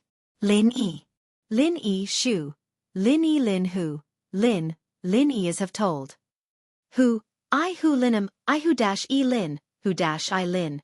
I've been injured, you know that, but the reason why I'm looking so good is because of Lin Yi. Ling Shan paused. She didn't expect Lin Yi to be Huaijuan's captain. No wonder he was so good, and solving cases for her seemed like a piece of cake to him. She admired Yangbro so much, and Lin Yi was Yangbro's captain. That meant that he was even better. If that was the case, then it wasn't a big deal for him to think that Lin Yi was stronger than Yangbro. Even Yangbro himself admitted it. With that thought, Ling Shan felt a lot less guilty. My level up. It's all because of Lin Yi. Ling Shan sighed. Surprised, right? I'm surprised too. You've been duel practicing? Huaijuan asked, frowning. No. Ling Shan shook her head. It's a little embarrassing to say it aloud. I tried to seduce him, but I failed. Ling Shan didn't bother hiding it in front of her brother. So what if it was funny? Huaijuan, however, didn't mind Ling Shan's seductive words. He focused on the first half of the sentence. You guys didn't duel practicing, so does that mean that your strength was directly increased by him? That's right, one day, not even a day, and I leveled up. Ling Shan smiled bitterly. I really don't know if he has more tricks up his sleeves. And Yangbro, I won't hide it from you, but the last few cases I solved were all solved by Lin Yi, thanks to your advice. Solving cases, I know that. Eagle. Lin Yi was in our team back then, and he had a very sharp sense of smell, able to detect things that normal people can't. Huaijuan said. But the leveling up thing? I don't really know. But Ling Shan, don't tell anyone about this, you have to keep it a secret, okay? This matter is too important. I know. Other than Yangbro, my sister is the only one who knows about this. Ling Shan said solemnly. She knew how serious this was, even if Lin Yi didn't seem to care much about it. He'd already leveled up the dog to a golden class late phase peak. Alright, let's end this topic here. Huaijuan didn't plan on asking for more details. He'd ask Lin Yi about the details himself, and he believed that Lin Yi wouldn't hide anything from him. It wouldn't be good for Ling Shan to say it already. It'd be bad if Lin Yi did something to her. And so, Huaijuan changed the topic. Song, tell me why you're here. What kind of trouble are you in? Yeah, it's one missing person case after another. Ling Shan took out the files and handed it to Huaijuan. Yangbro, look at these files. From the looks of it, the missing people in these cases aren't related at all, but the cause of their disappearance is pretty much the same. Yeah, I'll take a look first. Huaijuan nodded and took the files, sitting on the bed and flipping through them. Ling Shan didn't say anything, only waiting quietly. Chapter 1255. There's a clue. Yes. Ling Shan nodded. Yangbro, I feel like these cases seem normal, but there's so many coincidences that it's unusual. I feel like there's a possibility of combining all these cases, and so I'm putting them all together. But up until now, I still haven't figured out the motive of the culprit or the criminal organization. What's their goal? Even if they're the ones who caught the missing people, what's the point of them catching them? That's right. The fact that you're able to think of all this means that you've done your analysis. Huaijuan nodded. But haven't you noticed that all these missing people have one thing in common? What is it? Their occupations, their ages, they're all different. They don't even know each other. Ling Shan blinked. They're the lowest class of workers in society, and none of them have good financial conditions. Huaijuan said as he pointed at the case files. None of these people's families are rich. If that's the case, then we can make a bold guess. Why would these people run away after beating people up? According to the case files, the victims in these cases are basically all lightly injured, or even worse than that. The suspects are the majority, and they only need to pay civil compensation. If their families were rich, they could just pay some money. Why would they run away? Huaijuan continued. Of course, this is just on the surface. Looking at it from a deeper level, these people's crimes and escapes are pretty much the same, and we can't just use superficial reasons to analyze it. Let's make a bold hypothesis. If I'm the mastermind, and I'm looking for people to do things for me to achieve a certain goal, I'll probably kill them after I'm done. Then, I'll create some false pretenses to confuse the police and the public, making them think that these people ran away on their own. It's completely reasonable. Legend. So you're saying that these people's disappearances were planned by someone, and that the missing people were even cooperating with the mastermind to put on a show? Lingshan said, shocked. She'd felt that something wasn't right before, but she couldn't put her finger on it. Now that Huaijuan said it, she understood. Yes. Huaijuan nodded. The missing person didn't cooperate, and the mastermind alone wouldn't be able to pull this off. How many people do you think would do something like that, if they just ran away after beating someone up? Even if it happens occasionally, it's very rare. How could so many people run away at once? Then, why would they cooperate? Is it because of benefits? Lingshan wasn't an idiot. She figured it out right away. This brings us back to the common point that I mentioned earlier. They are all from poor families. If people like them are given a chance to make money and are enticed, perhaps 50% of them will take the bait. Huaijuan nodded. So, I think you shouldn't put your focus on finding the missing people. If I'm not mistaken, they're either dead or locked up, and you won't have much of a chance of finding them. Your main focus should be on visiting some of the lower levels of society and asking around to see if there have been any recent attempts to use benefits to entice people to do something. I don't believe that the suspect can convince everyone 100% of the time. There must be people who refused, and you should look for clues from those who refused. Ah, that's right. Young bro, hearing you say that makes me feel like I've been enlightened. Lingshan said. Haha, it'll get better after a while. It's actually a very simple problem. I've just been exposed to it a lot. Huaijuan smiled. I think that as long as you follow this train of thought when you get back, you'll be able to solve the case pretty soon. Yes, thank you for the guidance, young bro. Lingshan said sincerely. Let's not talk about that. Let's talk about you and House Yu. Since you're engaged to House Yu, then Lin Yi. Huaijuan was still a little worried about Lin Yi. After all, House Yu was a big family, and it wouldn't be good if they got into a conflict. House Yu's way of doing things is very domineering. If they find out about Lin Yi, I'm afraid that they'll do something to him. Do something? Lingshan's face was a little weird. She smiled bitterly. Young bro, you're from a noble house as well. Didn't you hear about the big thing that happened in Songshan? What big thing? Huaijuan paused. I've been busy with the case these days, so I didn't pay attention to what the noble houses are doing. We, House Yang on the other hand, are only able to maintain our position as one of the 5 small noble houses. As long as the elder of House Yang is there, our position won't be affected, so I didn't pay too much attention. Lin Yi and House Yu are enemies now. Lin Yi crippled House Yu's Yu Kuan, and killed his father, Yu Bide. House Yu and Lin Yi have been enemies for a long time now. Lingshan smiled bitterly. Do you think that there's a chance that Lin Yi and House Yu would be able to resolve the conflict even if this didn't happen? Seriously? Huaijuan said as he stood up from the bed in shock. He didn't think that Lin Yi would be this strong. He'd only been in Songshan for a few days, and he'd already killed 2 masters from the head of the 9 noble houses, House Yu. Wasn't this a little too strong? Huaijuan was worried that Lin Yi would be at a disadvantage in the conflict with House Yu. But who would have thought that it was House Yu who was at a disadvantage now? Huaijuan couldn't help but sigh. Captain is captain, after all. Anyone else would have died a long time ago if they killed 2 House Yu, but boss is perfectly fine. What a strong man. Yeah. Lingshan couldn't believe it as well, but this was the type of man she liked. She wouldn't like him if he was a coward, hiding when something happened. Forget it, I'm not going to get involved. Your business is too complicated. Huaijuan smiled bitterly. You want to stay here tonight? I'll treat you to dinner? It's okay, I can't wait to get back to work on this case. Lingshan was starting to get impatient now that she had a direction to work on. Alright, next time then. I'm tight on time here as well. Huaijuan sighed. Bring Lin Yi with you next time. We can have a good chat. I have something to talk to him about. Forget it, I'll call him alone. Chapter 1256. Finding the mastermind after Lingshan left, Huaijuan picked up his phone and dialed Lin Yi's number.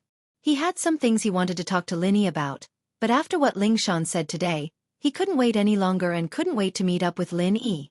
Huaijuan didn't tell Lin Yi before, because he didn't want Lin Yi to get involved. Huaijuan knew Lin Yi's personality, and there were some things that Lin Yi couldn't pretend not to know once he knew. But if Lin Yi really did something, it'd be very dangerous.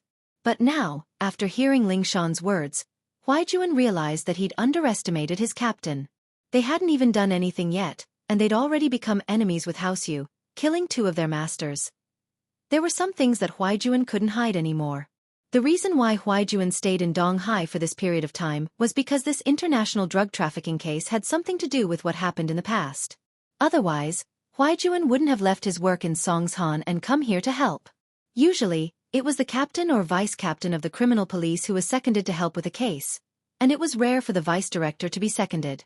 This was because Huaijuan knew this drug trafficking case quite well, and he'd had a conflict with this drug cartel before. But as the investigation progressed, Huaijuan became more and more frustrated and helpless. Behind the drug trafficking group, there were some secrets that no one knew about. Back then, Huaijuan had returned from a mission in North Africa under orders to track down an international drug trafficker. It was this mission that caused his entire team to be annihilated, and Huaijuan had barely escaped with his life, but he'd almost died there as well. But all his martial arts were crippled, and his meridians were destroyed. Huaijuan had thought that it was just a coincidence, but a couple of days ago, he'd learned some secrets from a mid-level leader of a drug cartel who'd just been captured. The information the boss knew was vague, but it was enough for Huaijuan to understand what the mastermind was trying to do. They were vicious. Huaijuan knew that Lin Yi would avenge him and the Pangolin brothers if he found out about this. But Huaijuan didn't want Lin Yi to get hurt because of him. Lin Yi wasn't a match for them yet. But now, it seemed that none of that mattered. Brother Jun? Why are you calling me at this hour? You're back in Songshan? Lin Yi was studying with Xiao in the classroom when Huaijuan's call came in. No, I'm still in Donghai. Can we talk on the phone? Huaijuan asked. What is it? Lin Yi looked around. There weren't many people in the class. Only Xiao was beside him. Most of the people were watching the singing competition on the field, and other than Xiao, no one else could hear Lin Yi's words. Ling Shan came just now to ask me about the case, but she brought some news with her. There wasn't that much hypocrisy between the two, and Huaijuan went straight to the point. Her strength increased, from early phase peak to late phase peak of the golden class. Is that because of you? Yes, you can too. Lin Yi didn't hesitate at all. This is also why I called you last time. I can fix your meridians and bring your strength up to golden class late phase peak. Lin Yi admitting it so straightforwardly made Huaijuan a little uncomfortable. Huaijuan knew that Lin Yi wouldn't hide it from him, but leveling up wasn't something that could be done just like that. There had to be a lot of hard work involved, and Lin Yi helping Ling Shan might be because Lin Yi liked her, but Huaijuan, even if he was Lin Yi's brother, there was no need for Lin Yi to do something like this, was there? Yet, Lin Yi didn't even seem to think about it before blurting it out. Huaijuan was touched, but he couldn't help but think that Lin Yi would definitely avenge him and the armadillo if he were to tell Huaijuan about it. And so, Huaijuan decided to remind Lin Yi not to be impulsive. He had to tell him, but he had to warn him beforehand. Golden class late phase peak. Sounds tempting. Huaijuan smiled. Then I'll thank you first. You don't have to thank me. Jun bro, you called me just for this? Lin Yi didn't think that Huaijuan was someone that impulsive, right? No, it's just a question. There's something important I need to tell you, but you have to promise me that you won't be impulsive after you hear the news. You have to plan before you act, and don't do anything you're not confident in yet. Huaijuan said seriously after a sigh. What is it? Lin Yi was curious at Huaijuan's seriousness. Jun bro, what are you talking about? It's about my injury, and Armadillo's death. Huaijuan said sorrowfully. I think I can guess who the mastermind is. Mastermind? Isn't it an international drug lord? Lin Yi's heart skipped a beat. Yes, but based on the evidence we have, we can deduce that this international drug trafficking organization is connected to House Yu. Huaijuan said. Which House Yu? Lin Yi's heart raced. Don't worry, it's not that hidden House Yu. It's the common world's House Yu, Huaijuan smiled. Jun bro, you're joking again. Lin Yi didn't want to talk about the past, and changed the topic. Are you sure it's House Yu? They should be the mastermind. These few years, the noble houses have been getting into accidents. I'm guessing that if House Yu wants to grow, they'll have to attack the other noble houses. I'm the hope of House Yang's rise in this generation, and I'm already a golden class at 16. My potential is limitless, so House Yu wants to kill me, but Armadillo and my other teammates are involved. Huaijuan guessed. House Yu. Very good. Lin Yi repeated the name faintly. Eagle, don't do anything stupid. Huaijuan's heart skipped a beat. He knew Lin Yi's personality. Lin Yi said it calmly, but Lin Yi didn't have any emotions when he talked about House Yu. Back on the battlefield, this was how Lin Yi acted before he was about to kill someone. Chapter 1257. Chapter 1255. Pangolin's sister. Haha, don't worry, June bro, I won't do things I'm not confident in. Lin Yi smiled. Yes, if it were the old Lin Yi, he would have gone straight to House Yu, but the current Lin Yi was much more mature than before. Revenge required strategy too. He'd be an idiot if he gave himself up instead of getting his revenge. I'm glad you said that. Huaijuan let out a sigh of relief. It's just a guess though. I'm confident, but the evidence is still too little. If House Yu really is connected to the drug cartel, even if you don't do anything to him, I'll report it to the Secret Investigation Bureau and have them punish House Yu. A guess is enough. I don't like them anymore. One more guess is just one more reason to kill them. Lin Yi said faintly. There's no place to vent, so I'll just put this on their heads. That. Do whatever you want. Huaijuan smiled bitterly. Right, there's one more thing. When I was reorganizing the cases, I pulled out the files of our fallen comrades. I wasn't a cop back then, so I didn't have the authority. After I came back, I didn't want to remember the past, so I chose to forget it on purpose. But when I pulled out the files a few days ago, I realized that many of our comrades had parents and even younger siblings at home. It hurt my heart to see them, so I decided to visit them one by one. I'll leave Pangolin to you then? Pangolin? He still has a family? Lin Yi's expression was a little moved as his memories returned to that time. That kid always had a smile on his face. He remembered that he would always look at a picture on his pocket watch when there was no one around, not letting anyone see it. Lin Yi used to tease him, saying that he was looking at a picture of his sweetheart, making Pangolin blush. Lin Yi sighed. His former comrade in arms. Where are you now? Did you really die? Pangolin has a sister, and coincidentally, she's also in Songshan. I just found out, Huaijuan said, a little emotional. Sister? He has a sister? In Songshan? Lin Yi was stunned. Could it be that the photo he saw before was of his sister? Yes, his sister is 16 years old this year and is in grade 9.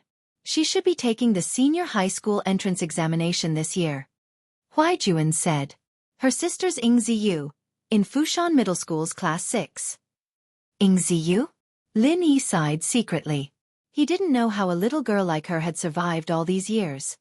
Does she have any parents or relatives?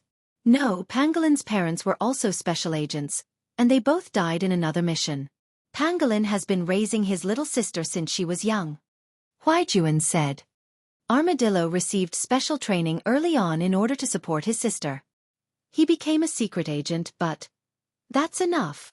Lin Yi felt the urge to cry. He didn't know how Ziyu got here. Her parents were dead, and her brother was sacrificed. Did she know about this? I found out through the household registration system. If she wasn't in Songshan, it wouldn't be easy to find her. She's already moved, and her brother's certificate and pension haven't been received. Huaijuan smiled bitterly. If I didn't look into it, I would have missed it. So you're saying that this Ying Ziyu doesn't know that her brother died? Lin Yi's heart grew heavier. How was he supposed to tell Ziyu that he had to go see her? She wanted him to personally tell her that her brother was dead? Yes. Huaijuan sighed. That's why I wanted you to go, Captain. You're about the same age as her. You should be easier to communicate with. I wouldn't know how to tell her. Don't bullshit. I'm about the same age as her? She's just a little girl. How am I supposed to tell her? Lin Yi said helplessly. If you really don't want to go, then wait for me to get back to Songshan. We'll go together and give her the certificate and pension, Huaijuan said, knowing the pain Lin Yi was feeling. Let's forget about the certificate and pension for now. We didn't find the body, right? Maybe Armadillo's still fine. Lin Yi quickly stopped her. According to what Huaijuan said, Ziyu probably didn't know about her brother's death yet, and she was about to take her high school entrance exams. It'd be a huge blow to her if she found out. So Lin Yi didn't want to tell her this straight away. At least wait until she got into high school, right? That's right, no news is good news. Huaijuan nodded. All right, I'll go see her in a bit. I'm free anyway. It was fine if Lin Yi didn't know, but now that he knew Armadillo had a sister, Lin Yi couldn't just ignore it. He had to see if Ziyu was doing well. Armadillo was gone, and he was her brother. He had to take care of her. Armadillo was like Huaijuan. They were friends who'd gone through life and death together. Okay, that's all for now. Don't worry about Houseu too much. Don't alert them. Huaijuan's last sentence was actually to keep Lin Yi in check. Don't worry, Jun bro. I know what I'm doing. Lin Yi nodded. After hanging up, Lin Yi wasn't in a good mood. Although there were many kids like Ziyu who'd lost their parents and brother, they had nothing to do with him. But Armadillo's sister was different. Lin Yi was a heartless person, but he was a person who valued relationships. Lin Yi was cold to strangers and enemies, but he cared about his friends and lovers. Lin Yi honey, what's wrong? You don't seem very happy. Xiao had been paying attention to Lin Yi's face. She didn't know who Lin Yi was talking to, but she could feel the heaviness in Lin Yi's heart. It's nothing. Xiao, are you free now? Want to go out with me? Lin Yi asked. Oh, you mean the sister of that person you were talking about? Xiao didn't really understand what Lin Yi was talking about, but she got the gist of it. Yes, the sister of one of my comrades. Lin Yi sighed. That comrade sacrificed himself. He was my good brother. Chapter 1258. She was Ziyu. Lin Yi didn't drive today. He stopped a taxi at the school gates and headed to Fushan High. On the way, Lin Yi got a text from Huaijuan, sending Ziyu's information and pictures. Wow, she's pretty. Lin Yi honey, are you interested in her? Xiao smiled as she looked at the pretty girl on Lin Yi's phone. Lin Yi was speechless. He glared at Xiao. She's just a little girl. Why would I be interested? That's obviously from her ID. She must be prettier in real life if she's this pretty. Xiao said. Not as pretty as you. Lin Yi didn't know what to say. Really? Xiao's eyes turned into crescents after hearing Lin Yi's words. She looked at Lin Yi excitedly and blissfully. Really? Lin Yi nodded.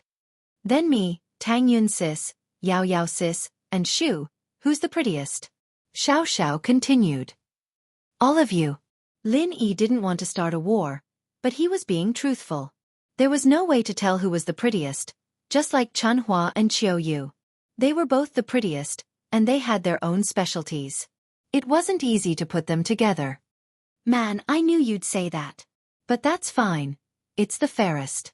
Xiao wasn't annoyed. I thought you'd say Tang Yun sis is the prettiest. Ha. Lin Yi shrugged, not saying much.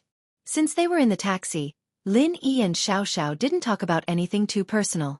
When they were about to reach Fushan High School, the taxi driver stopped the car on the side of the road not far away and said, You too, I'll stop here. I don't dare to drive over and smash my car again. Ah?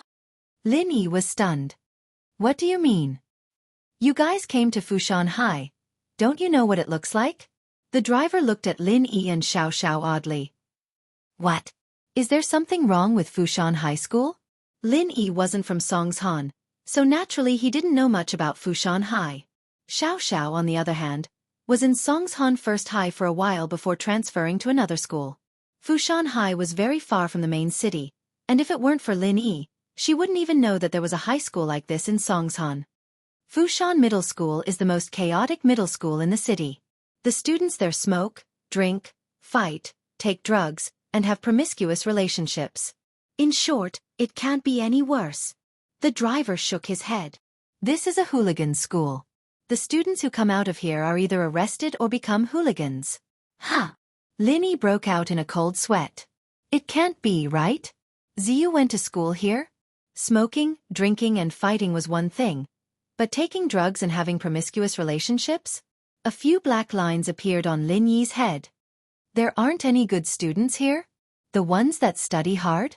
Xiao's face was a little weird as well, but Xiaoxiao was more natural. She was a problem student in the past, messing around in society. Even good students are led astray. The driver curled his lips. If they really wanted to study, they'd have applied to transfer to other schools already. Here, they're all degenerating. I only dared to drive you here because you two are from Songshan First High. I wouldn't even dare drive a student wearing the Fushan High uniform. Not only would I not pay, I'd probably get beaten up and smash the car. So messy. As Lin Yi sighed, he felt bad as well. She was his comrade's sister after all. If she really did drugs and promiscuous relationships, Lin Yi really wouldn't know what to do. Lin Yi could force her to detox, but he still felt guilty. Yeah, I gotta go. Good luck, you guys. Don't you see there's a fight going on over there? I don't know where they're from, but they're all armed with knives and metal sticks. The driver pointed at the school gates and said to Lin Yi. Thank you. Lin Yi nodded and got off the car with Xiaoxiao. Fushan High, now that he mentioned it, I do have some impression of it. There were indeed some delinquents that came from Fushan High back in society. Xiaoxiao said after some thought. Who cares? Let's see how Ziyu is. Lin Yi's steps were a little heavy. He wondered how he'd treat Ziyu, who lived a life of debauchery. The old Lin Yi wouldn't bother with people like this, but now he had to. Fushan Middle School looked very shabby. The red brick walls of the school were from an unknown era. There were some advertisements for STD treatment and certificate applications. There were also some small advertisements for K-powder. It was enough to show how chaotic the school was. Sure enough, at the school gate, there were two groups of students confronting each other. Every student held a knife and a metal rod in their hands. Some of them were shirtless, some of them had shaved their heads, and some of them even had tattoos. It was similar to a gang fight in gangster movies. Lin Yi smiled bitterly. These people blocked the school gates, and Lin Yi had to wait for them to finish fighting if he wanted to go over. These people were nothing in Lin Yi's eyes, and killing them was easier than killing ants. But Lin Yi didn't want to stick his nose in other people's business. These people's lives had nothing to do with him, and he'd have one less scum of society if he killed them. If they didn't die, they'd be taken in by Zhou Tiandi or Cihua after graduation, becoming scum of society. Lin Yi held Xiaoxiao's hand, watching the fight from the side. Ing Ziyu, you little bitch. I'll give you two choices today. 1. Be my girl, and your underling will be my underling. If you stay by my side, you'll be able to eat and drink well. When others see you, they'll respectfully call you sister-in-law. You'll be even better than you are now. Blocking the entrance of Fushan Middle School, a scar-faced man, who was the leader of a group of people, raised a shiny knife and shouted at the other group of people. Lin Yi's eyes went wide, as if someone stepped on his tail. He almost jumped up. What? Ing Ziyu? Lin Yi looked in the direction the scar-faced man was pointing at, and saw a girl in black tights, holding a knife in her hand as well. Behind her was a group of students with knives, guns, and clubs as well, but this group was clearly smaller than the scar-faced man's group. Chapter 1259. Chapter 1257. Telling you to scram, but her face didn't look as pretty as it did in the picture. It was filled with coldness. She was pretty, but the hatred in her eyes made Lin Yi frown. This girl seemed to be a gang leader? She seemed to be cutting people up quite a bit. Lin Yi had thought that Ziyu was a problem girl, but he didn't think it would be to this extent. About the same as you used to be? Lin Yi looked at Xiaoxiao. I'm not as strong as her.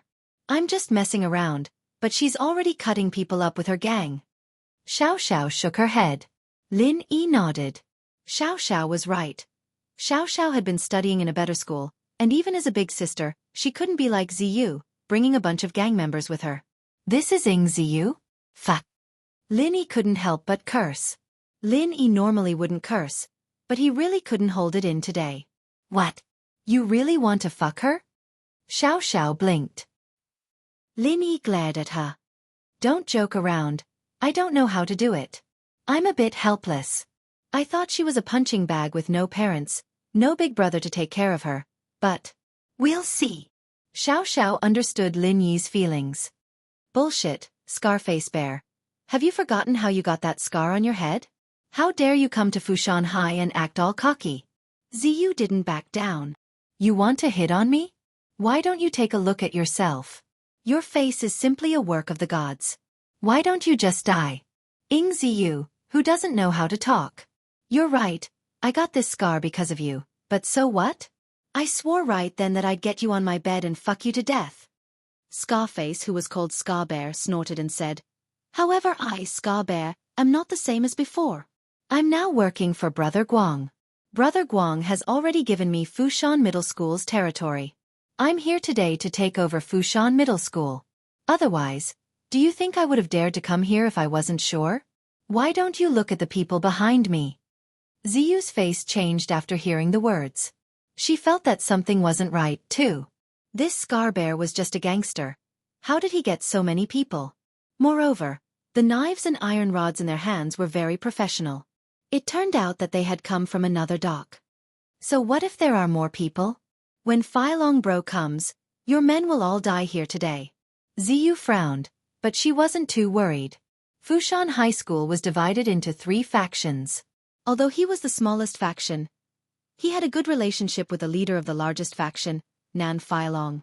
Thus, Nan Filong couldn't just stand by and watch if something happened to him. Southern Filong? How naive of you. Women are indeed naive. Scarbear laughed, not caring at all. How long has it been since I came here? Your follower went to tell Nan Filong long ago, right? Where is he? Why isn't he here yet? Ziyu's face changed. It wasn't that she didn't think of this, but she had a good relationship with Nan Filong. She didn't think that he wouldn't come, but now. Haha? What? You don't believe me? I'll tell you the truth. Nan Filong has already made me his boss. Moreover, I've promised him that I'll help him consolidate Fushan High's power. From now on, he'll be the only boss in Fushan High. Scarbear laughed heartily. Do you think Nan Filong will stick up for you? You bitch. Do you know why Nan Filong would help you? Because he's always wanted to fuck you. But you didn't let him, so he gave you to me. Do you really think you're friends with Nan Filong? Ziyu's face was green. She didn't want to believe it, but Scarbear's words had to be true. Scarbear, I'm telling you, I won't follow you even if I die. You're disgusting. Ziyu gritted her teeth. Either you let me go, and we'll be fine, or I'll bring my men to fight you. Fuck. Scarbear spat on the ground, cursing. Ziyu, don't be so shameless. Fight. I'm telling you, after I kill all your men, I'll tie you up and get my brothers to gang rape you. You'll be treated differently then. You dare. Ziyu said. I'll kill you. Haha, come at me then. Let's see who kills who. Scarbear waved his hand, signaling his men to get ready. Linny honey, it's usually time for the master to show up at this point in a TV show. Aren't you going to show up? Xiao called out. Ha! Linny smiled bitterly, speechless. What master? But Linny couldn't just ignore this. Did he come at the right time? If he'd come a second later, Ziyu would have been killed already? Otherwise, he would have been gang raped? From the looks of it, Ziyu wasn't some random girl, or she wouldn't be this stubborn. This made Linny feel a little better. All right, this has nothing to do with you. Get the hell out of here. Linny walked over and looked at Scarbear before pointing at Ziyu. I have business with her. Wah! Scarbear froze. Scarbear's men froze. Even Ziyu and her underlings froze. They didn't think that someone would appear out of nowhere. Was this guy an idiot? How could he say something so stupid? Even Ziyu was wondering if there was something wrong with this guy's brain. Telling Scarbear to fuck off? Ha ha ha ha. Immediately, Scarbear and his subordinates burst into laughter. They looked at Lin Yi as if they were looking at an idiot. Ignorance was bliss, after all. Kid, what did you just say? You're telling me to fuck off? Scarbear dug his ear, acting like he didn't hear him clearly. He wasn't annoyed at all, looking at Lin Yi with interest as if he was looking at a dead man. As far as he was concerned, there was no need to get angry over an idiot like Lin Yi. Lin Yi was an idiot, and he could kill him any time he wanted. Scarbear wouldn't bother with an idiot. Yeah, I'm telling you to fuck off. Lin Yi looked at Scarbear. Why aren't you leaving? Chapter 1260. My words don't work? Lin Yi looked up at Scarbear and saw that he had no intention of leaving. He frowned. What's good about it? Are you retarded? If you're good then get the fuck out, Why are you still standing here? Me. Scar Bear looked like he heard the funniest joke in the world. He pointed at himself. In Songshan, there are people who dare to tell me to fuck off, but it's definitely not you. My words don't work? Lin Yi asked. You have some self-awareness? Scar Bear laughed when he heard Lin Yi. My words don't work? Then I won't say it. Lin Yi nodded. You shouldn't have said it. Who do you think you are, yelling in front of me, Scar Bear? Do you want to die? Scar Bear laughed coldly and said proudly, kneel down right now and crawl under my crotch, then I'll let this go. Lin Yi didn't wait for him to finish and slapped him on the face. Half of Scar Bear's face caved in. His teeth and cheekbones were probably all broken. Since words don't work, then I'll use force. Lin Yi slapped again and caved in the other half of Scar Bear's face. You! What are you doing? Let go of Brother Bear. Scar Bear's lackeys were confused by Lin Yi's actions. When they reacted, they pointed at Lin Yi and yelled. Lin Yi, however, didn't care about the lackeys behind Scar Bear at all. He kicked Scar Bear's crotch, and the sound of something shattering accompanied the pain. Scar Bear clutched his crotch with both hands as he fell to the ground, rolling around in pain. Can't you just fuck off yourself? You still want me to fuck off for you? Lin Yi shook his head and kicked Scar Bear again. Another crisp sound rang out. Scar Bear's leg was broken by Lin Yi's kick.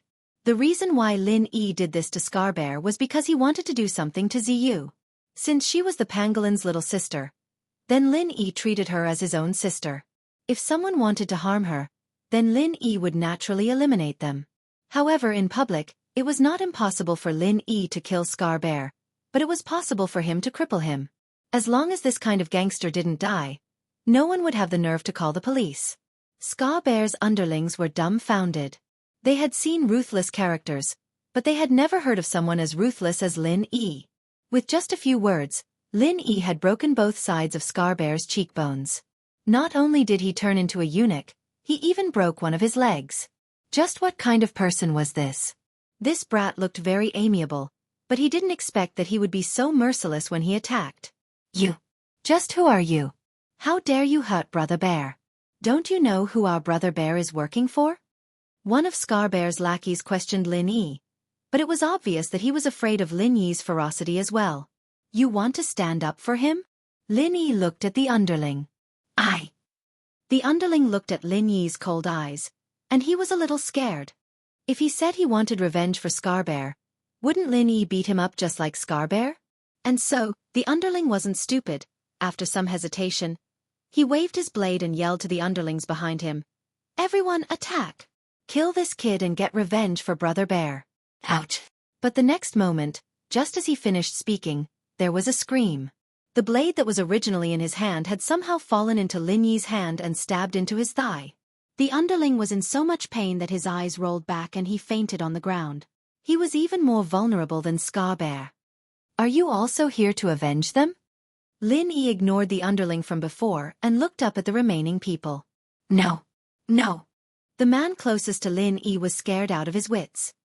He threw the blade in his hand to the ground.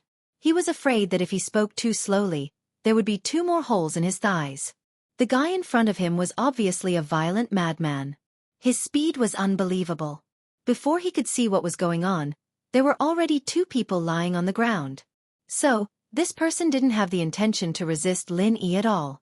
He was afraid that Lin Yi would beat him up, so he quickly put down his weapon and surrendered. If there was 1, there would be 2. If there was 2, there would be 3. The people who originally wanted to fight with Lin Yi saw that their companions had surrendered. Who would be stupid enough to continue looking for trouble with Lin Yi? We don't have the intention to take revenge. We'll leave now. A few people near Lin Yi had already turned around and were ready to leave. Wait. Carry these 2 pieces of trash away. Lin Yi pointed to Scar Bear and his underling on the ground. Although these people who were preparing to leave were afraid and unwilling to turn back, who knew what the consequences would be if they didn't go back? Fortunately, this person seemed to be reasonable. As long as they did what he said, then there shouldn't be any problems. So the few people who left turned back, carried Scar Bear and his underling, and ran away dejectedly. In fact, these people only felt that they had lost face. As for whether or not they wanted to avenge Scar Bear and his subordinate who had his thigh slashed, That was secondary. These people were the lowest rung of society, and Scarbear had just gotten his position, and it was Guangbro who sent him over. Other than this underling who was his direct follower, the others were all sent by Guangbro. All they wanted was to report this to Guangbro as soon as possible. You're looking for me? Ziyu looked at Lin Yi oddly. This guy's methods were clearly very cruel, even more so than the gangsters she was working for. But the more it was like this, the more she couldn't figure out where Lin Yi was coming from. Was he here to help, or did he have some other purpose? As far as Ziyu was concerned, Lin Yi's arrival was too much of a coincidence. Scarbear's men were here looking for trouble, and Lin Yi appeared and dealt with them.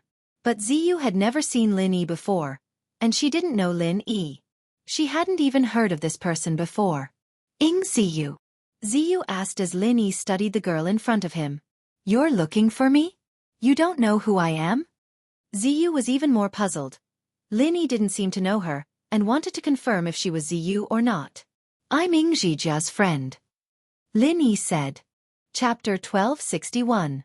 Chapter 1259. Taking over your guardianship. Your brother went on a mission. It'll take a couple years, and he won't be back for a while. He gave you to me to discipline you for him, Lin Yi said with a frown as he looked at Ziyu's clothes. TCH. Why should I believe you? Discipline me for my brother? Ziyu found it funny and snorted. What right do you have to discipline me? My brother doesn't care about me. He's him, I'm me. Lin Yi reached out and tousled Ziyu's colorful hair. Dye it back to black, or I'll shave you bald. Ah! Don't touch my hair. My hairstyle. Ziyu screamed, glaring at Lin Yi. I'll kill you. Whatever, as long as you can beat me. Lin Yi ignored her, continuing to cause trouble for Ziyu. Don't wear those tights anymore. It'll affect your growth. Those boobs are so big, they're squeezed out, right? Throw that bra away, or it'll get deformed sooner or later. Ah! Ziyu was going crazy. She wanted to kill Lin Yi with one slash, but thinking back to how Lin Yi treated Scarbear and his men, she was sure that if she attacked Lin Yi, she'd be the one getting beaten up. He was her brother's friend, and he wouldn't kill her, but it wouldn't be easy for him. Ziyu's men stared at each other, not daring to laugh. They'd seen Lin Yi's strength firsthand, so they didn't dare to say anything when Lin Yi insulted their boss. They knew that Ziyu had a very strong brother, a special ops soldier, very strong. He could tell just from Ziyu's kung fu alone. Otherwise, a woman like Ziyu wouldn't have this much prestige, becoming the big sister boss. Since Lin Yi was Ziyu's brother's friend, it made sense. No wonder he was so strong. He might even be a special ops soldier. I don't need you to care about me. Who the hell knows you? Ziyu glared at Lin Yi, drawing a line between them. I was entrusted by your brother to take over your guardianship. It's compulsory, so you don't have the right to resist. Of course, I won't object if you want to resist, but I'm afraid you don't have the ability. Lin Yi could tell that a problem girl like Ziyu was the only way to deal with her. She wouldn't listen to a soft approach. And so, Lin Yi beating up Scarbear and his men was the first step to showing his strength. After that, Lin Yi demanded Ziyu change this and that, using a commanding tone, not a negotiating tone. He didn't want Ziyu to bargain with him. Why should I believe you? Ziyu had pretty much confirmed Lin Yi's identity by now. She'd never mentioned her brother's name to anyone, and with Lin Yi's skills, he was probably her brother's comrade. Lin Yi took out his phone and logged into an encrypted photo album. He found a picture of himself, Armadillo, Yang Huaijuan, and the others. Lin Yi kept these pictures in his photo album, rarely touching them. But since he wanted Ziyu to believe him, he had to show her some evidence. This is a picture of me with your brother, 5 years ago. People like us don't take pictures often. Lin Yi lowered his voice so that only Ziyu could hear. This was taken at the end of the mission in North Africa.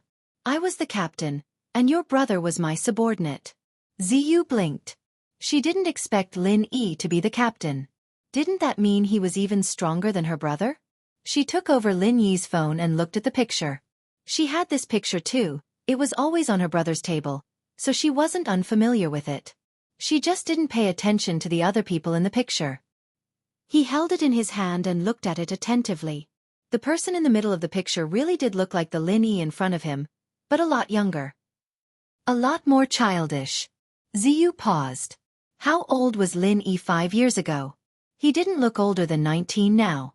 5 years ago, wouldn't he be 13 or 14? Looking at the little boy Lin Yi in the picture, Ziyu couldn't help but smile. This is you? You're a little dumb.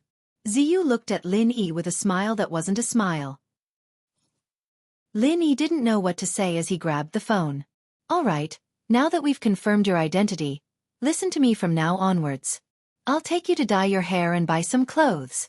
From tomorrow on, study hard, and if you dare come out and act like a big sister again, I'll. Lin Yi frowned. He couldn't think of a way to punish Ziyu. Lin Yi didn't have any experience dealing with a girl at all. He turned around and looked at Xiao for help. If she doesn't listen, you're going to spank her. Xiao said. If you don't listen, I'll spank you. Lin Yi nodded and repeated it to Ziyu. He felt that Xiao's idea wasn't bad, but it wasn't very appropriate. He didn't know what was wrong, so he didn't think too much about it. Ziyu's eyes went wide. Spank my butt? Ever since she was young, no one had ever spanked her, not even her eldest brother. Where did this inexplicable big brother's captain come from? He actually wanted to spank him? Didn't he know that men and women shouldn't touch? All of a sudden, Ziyu felt like she was going crazy. But thinking back to Lin Yi's merciless orders, Ziyu felt that Lin Yi really might spank her. Don't you dare! Ziyu glared at Xiao. Where did this girl come from? Coming out with such a dirty move? Why didn't he spank her? Ziyu didn't know that Xiao wasn't being spanked by Lin Yi, but by firecrackers. She was in an even worse state. You'll find out if you try. Lin Yi grabbed Ziyu by the collar like he was grabbing a little chick before looking at the students behind her. All right. Disperse. You're so young, yet you're still trying to act like a big brother in the underworld? Go back to your studies. Ziyu's lackeys didn't dare say anything as they watched their big sis get grabbed. This guy was a cruel psychopath. Just one word and he'd start a fight. Didn't they see how arrogant Scarbear was? He was beaten to the point that he didn't even look human. He probably wouldn't be able to get out of bed for at least a year or two. And these people were just students. Naturally, they weren't as cruel as Scarbear. Even Scarbear's lackeys ran away. How could they go against Lin Yi? Chapter 1262. It was this pretty boy. This area belonged to the North District, and Scarbear was someone Guangbro had just helped get to his position. Now that he was crippled, it'd be weird if Guangbro didn't bring his men to take revenge. Ziyu didn't want to be controlled by Lin Yi, but she didn't want anything to happen to her men. She thought of a good idea. Nan Feilong was unreliable now, and if she wanted to survive in Fushan, she had to get rid of Guangbro. No matter how powerful Fushan Middle School was, it was nothing compared to Guanggu, who was in the underworld. I can go with you, but the trouble you've caused isn't over yet. Those people are going to call for reinforcements, and Guangbro will come looking for trouble later. I can't just leave my men here. Of course, if you can take care of Guangbro, I'll go with you. Ziyu said as she broke free from Lin Yi's grip. Ha! What Guangbro? But that's fine, we'll wait. Lin Yi didn't care about this Guangbro at all. In Songshan, Lin Yi could even beat up Qibing and Sihua. What was Guangbro to him? You're a secret agent, but let me tell you, no matter how strong you are, you can't beat a group of people. They have guns. Ziyu reminded him kind-heartedly. This guy was annoying and a busybody, but Ziyu didn't want him to die just like that. You don't have to worry about that. Lin Yi said faintly. At this time, on the other side of the school field, a group of people surrounded a young man in a black trench coat and walked over here. Ziyu sis, it's Long Bro. One of Ziyu's lackeys said quickly. Ziyu's eyes darkened. Nan Feilong, that two-faced bastard. Scarbear had left, but he had come. Ing Ziyu, you didn't expect this, did you? You managed to get reinforcements? Nan Feilong spoke in a strange tone even before he got close. It was obvious that he was well informed. News of Lin Yi teaching Scarbear a lesson had already reached his ears. Otherwise, he wouldn't have said such things. Nan Feilong, if you're not going to help me, can't I find someone else? Ziyu puffed her chest out. For the first time, she felt that Lin Yi's appearance was a good thing. She could deal a blow to Feilong. Bitch, looks like you've already hooked up with someone else. A ruthless glint flashed across Nan Feilong's eyes. He lifted his head and looked at Lin Yi. Pretty boy, you're finished. You hit Scarbear, and Brother Guang is rushing over with his men. You're dead meat today. Ing Ziyu, who's this idiot? Lin Yi had clearly heard Ziyu call him Feilong, but he still repeated it. Evidently, Lin Yi didn't care about Feilong at all. It's summer, and you're still wearing a windbreaker? Isn't he afraid of getting heat rash? Ziyu couldn't help but chuckle. That was quite a sarcastic thing to say, but it made sense. This Feilong was always trying to act cool, thinking that he was Su Wenqiang just by wearing a trench coat, walking around the school like he was Su Wenqiang. She didn't think much of it before, but Feilong's betrayal today made Ziyu feel like this guy had a pointy mouth and cheeks, and he looked like an extra in a TV show. It was quite comical. Fuck. Pretty boy, you don't need to be cocky. Guang bro will be here soon, and you'll die then. Feilong humphed coldly. He didn't want to argue with Lin Yi. After all, he'd heard of Lin Yi's strength, and he knew that he wasn't a match for Lin Yi. He chose to endure it for now, waiting for Guang bro to come, and then Lin Yi would be a dead dog. I was going to wait for him even if you didn't say anything. Lin Yi looked at Feilong. This idiot was on Lin Yi's list of people he needed to get rid of. He heard Scarbear say that this guy liked Ziyu, and he'd make him a eunuch too. He wasn't a good guy anyway. A mocking smile appeared on Feilong's lips. As far as he was concerned, Lin Yi didn't know the difference between heaven and earth. Guang bro was a man with a gun, and no matter how strong Lin Yi was, he'd still be dead in front of a gun. Lin Yi honey, this guy's so annoying. He doesn't look like a good guy. Why don't you take care of him? Xiao pointed at Feilong. Oh, I'll let that Guang bro take care of him later. Lin Yi nodded. Ziyu's mouth twitched. This girl beside Lin Yi was pretty fierce, wasn't she? You can kill whoever you want? She wasn't a secret agent, was she? Feilong's face was full of disdain. He didn't think that Lin Yi could do anything in front of Guang bro at all. One had to know that Guang bro was the boss of the North District, someone who could shake up Songshan with a stomp of his foot. A minibus rushed toward Fushan Middle School, and Feilong Nan's eyes flashed with a trace of joy. The minibus stopped at the entrance of Fushan Middle School. Once the door opened, more than 30 youths jumped out. Each of them was much more mature and ruthless than the people Scarbear had brought. These people were probably real gang members, probably the backbone of Brother Guang's underlings. He had brought all of them in order to keep up appearances. What's going on? Who beat up Scarbear? Who dares to cause trouble in Guang bro's territory? Do they want to die? A blonde-haired youth walked over with a bunch of bulky men. Feilong's eyes lit up when he saw Guang bro. He sprinted towards Guang bro. In his heart, he had his own plans. It seemed like Scarbear wouldn't be able to get out of the hospital for at least a year or two, but the North District's Fushan High area needed a new boss. And so Feilong saw an opportunity. If he grasped this opportunity well, then he might very well become the boss of Fushan High. Among all the forces around Fushan Middle School, he was the most powerful. And so Feilong was very attentive, running up to Guang bro as soon as he arrived. Guang bro. It's this pretty boy. It's that Ing Ziyu, that bitch. Got her help.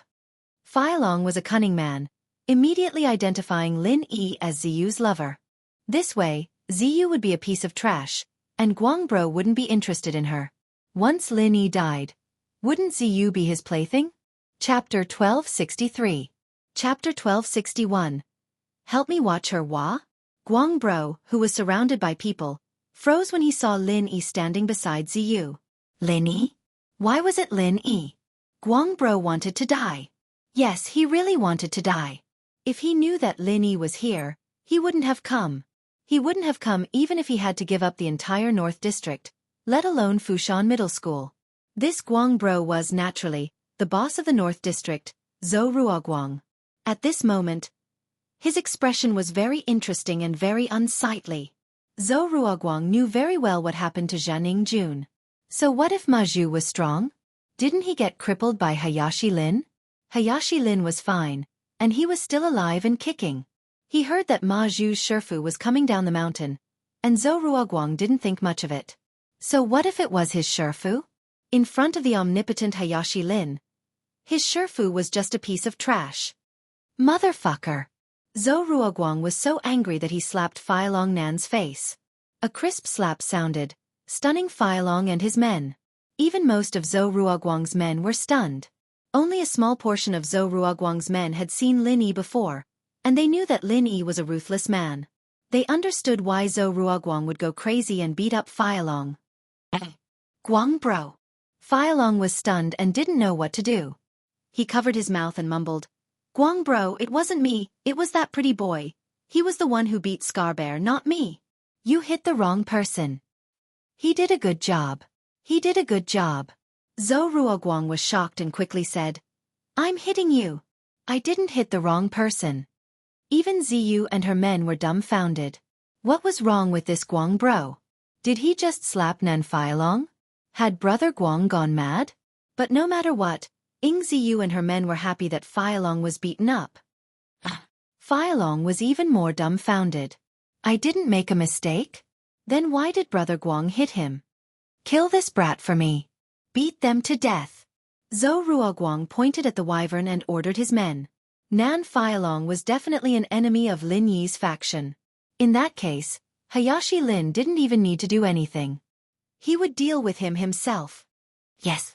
Although many of Zhou Ruoguang's men didn't understand what was going on, since their boss had spoken, then they would fight. Thus, Nan Fei Long was surrounded and howled like a ghost. Zhou Ruoguang's men, on the other hand, were all experienced fighters. They could make people feel pain without causing any injuries. Guang bro only said to beat him to death, not kill him directly. So these people didn't dare go all out. You come here. Lin Yi waved at Zhou Ruoguang. Zhou Ruoguang jumped in fright. He looked like he was in pain, but he didn't dare disobey Lin Yi's words. He could only carefully walk over to Lin Yi. Hayashi Lin, you're here. Look, in the North District, there are still some troublemakers causing trouble in front of Hayashi Lin. It's all my fault. I'm sorry. Zhou Ruoguang's attitude was very low. He had to. Zhou Ruoguang knew very well what kind of person Lin Yi was. If Lin Yi wanted to mess with you, he didn't even need to kill you, he'd make you wish you were dead. Ziyu's eyes widened in disbelief. Why was the boss of the North District, Guang bro, acting like this in front of Lin Yi? Did he get beaten up by Lin Yi as well? Don't talk like that. Lin Yi frowned. No need to explain, I'm not going to do anything to you. Since you're here, I have something to tell you. Hayashi Lin, just say the word. Don't worry, I'll get it done. Zhou Ruoguang patted his chest and promised that Lin Yi was looking for him. This was a great chance to repair his relationship with Lin Yi. He'd be an idiot if he didn't take this opportunity. That Nan Fei Long, just cripple him, no need to kill him. Lin Yi pointed at Zhou Ruoguang's men, who were beating the crap out of Fei Long. Zhou Ruoguang was just a gangster, after all, and he'd probably be held responsible for killing someone in public. Lin Yi didn't want to hurt him. Yes. Zhou Ruoguang nodded and turned to his men. Did you hear that? Hayashi Lin told you to cripple that Nan Fei Long. Kick him in the crotch. Nan Fei Long's underling hurriedly responded, and Nan Fei Long squealed like a pig being slaughtered. Ziyu's mouth twitched once more. This Lin Yi was really cruel, wasn't he? But the weird thing was, how did he order Zhou Ruoguang around? Hayashi Lin, is there anything else you need me to do? Zhou Ruoguang asked curiously. If it was just crippling Nan Fei Long, Lin Yi could do it too. It was such a simple thing. Just like crippling Scarbear. Lin Yi did it so easily. Yes, there's more. Lin Yi grabbed Ziyu's collar and pulled her in front of him, turning to Zhou Ruoguang. Do you know her? Yes, Ziyu, Fushan High School, the big sister of the third gang. Zhou Ruoguang didn't know what Lin Yi was talking about, but Lin Yi seemed to be a little close with Ziyu. So in this uncertain situation, Zhou Ruoguang introduced Ziyu without any emotions. Zhou Ruoguang, of course, knew Ziyu. He'd been drooling over her before, but thinking about it, a delinquent girl like her had probably been fucked countless times already. Zhou Ruoguang wasn't that interested anymore. Yes, good. She's my sister now. I need her to study hard. Keep an eye on her. Call me immediately if she's messing around in society again. Lin Yi ordered. No problem. Zhou Ruoguang was thankful that he hadn't played with Ziyu before, or he'd probably be kicked into a eunuch by Lin Yi today. Wiping his sweat, Zhou Ruoguang ignored Ziyu's murderous glare. No problem. Leave it to me. Leave it to me from now on, in the North District. I'm the most well-informed. Don't worry, Hayashi Lin. I'll make sure Miss Ziyu studies hard every day. Otherwise, I'll be the one to blame. Zhou Ruoguang was overjoyed. Being able to do something for Lin Yi was a great thing. He was worried that he wouldn't be able to get close to Lin Yi, but now that he was doing things for Lin Yi, How So would be Lin Yi's dog in name. Lin Yi wouldn't attack his own people, would he? Chapter 1264. Chapter 1262. Can't fight back. You're the boss of the North District. Why are you acting like a dog? Ziyu looked at Zhou Ruoguang, a little disgusted. She used to worship him, thinking that he had to be something to be able to become the boss of the North District at such a young age. She didn't expect him to be a bootlicker. And hearing him promise to Lin Yi that he'd keep an eye on her and not let her go out, that pissed her off even more. She couldn't help but mock him. With Lin Yi here, she wasn't afraid. If it were before, Ziyu wouldn't have a good ending if she said something like that to Zhou Ruoguang. But now, Zhou Ruoguang didn't care at all. He turned around with a grin. Miss Ziyu, don't blame me, it's hard for me too. You're Hayashi Lin's godsister. But I still have to listen to Hayashi Lin, don't I? Otherwise, I'll be in trouble. Ziyu looked at Zhou Ruoguang's fawning face and felt a chill. This guy was hopeless. Whatever. You're a bully. Ziyu grabbed Lin Yi's arm and bit down. Lin Yi wasn't expecting this, so he wasn't prepared. But Lin Yi dodged it if he wanted to, and with a flick of his hand, Ziyu was thrown 3 feet away, landing stably on the ground. Ziyu was even angrier that she didn't get to bite Lin Yi. You need a beating, huh? Lin Yi looked at her. Don't try anything funny. Come dye your hair with me. Ziyu's underlings understood the situation as well. The power structure of Fushan High was about to change. Fei Long was crippled, and he'd probably disappear from Fushan High. Ziyu, on the other hand, was forcefully taken away by a brother to study. Most importantly, this brother of his was very powerful. Not only was he good at fighting, but even the boss of the North, Zhou Ruoguang, had to bow and scrape in front of him. In this way, only the second strongest faction was left. Who would have thought that second bro would take advantage of it? But they knew that they couldn't follow Ziyu anymore. Even if they wanted to, Lin Yi wouldn't let them. They'd die a horrible death. Lin Yi took Ziyu and nodded to Zhou Ruoguang before leaving with Xiao. Zhou Ruoguang saw Lin Yi off respectfully and said, Hayashi Lin, take care. Don't flatter me. Remember what I said. Lin Yi said faintly, however, if someone bullies her, I will settle the score with you. No. Zhou Ruoguang said quickly, Miss Ziyu is Hayashi Lin's sister, that means she's my miss. Miss Ziyu, I'll protect you from now on. Ziyu almost burst out laughing at Zhou Ruoguang's words. But a sense of accomplishment that she'd never felt before filled her heart. In the past, Ziyu dreamed of being able to unify the underworld of Songshan, and have the bosses of all the districts bow down to her. But she knew that it was just a dream. Women in the underworld were born weak, and they couldn't go too far. But today, Ziyu finally got to enjoy that kind of treatment.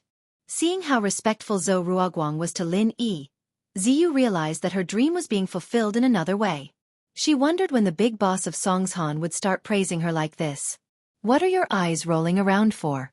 What are you thinking of now? I'm telling you, study hard from tomorrow onwards. I'll get someone to test you regularly, and if you can't pass, I'll spank your ass 100 times. Lin Yi glared at her. Lin Yi didn't care about Ziyu at all. In Lin Yi's eyes, she was just a kid, and so Lin Yi really treated her like a sister. No. Nothing. Ziyu tried asking, then you won't be able to stop me if I go with Zihua, right? You can try. If he dares to take you in, I'll burn down his floating cloud bar. Lin Yi frowned as he said faintly. Oh. Ziyu wasn't disappointed at all. She was actually excited. Lin Yi wasn't scared of Zihua. Her brother seemed to be pretty strong as a captain. She'd have a bright future if she followed him, right? But he didn't seem to be a gangster? Zhou Ruoguang called him Hayashi Lin? What did Hayashi Lin mean? Was he some sort of shaman? No way. Did my brother really ask you to take care of me? Ziyu calmed down after getting in the taxi. She knew she couldn't fight back, and she could only accept her fate. Yeah, Lin Yi nodded. Thinking of Armadillo, Lin Yi felt a little gloomy. My brother. Where is he now?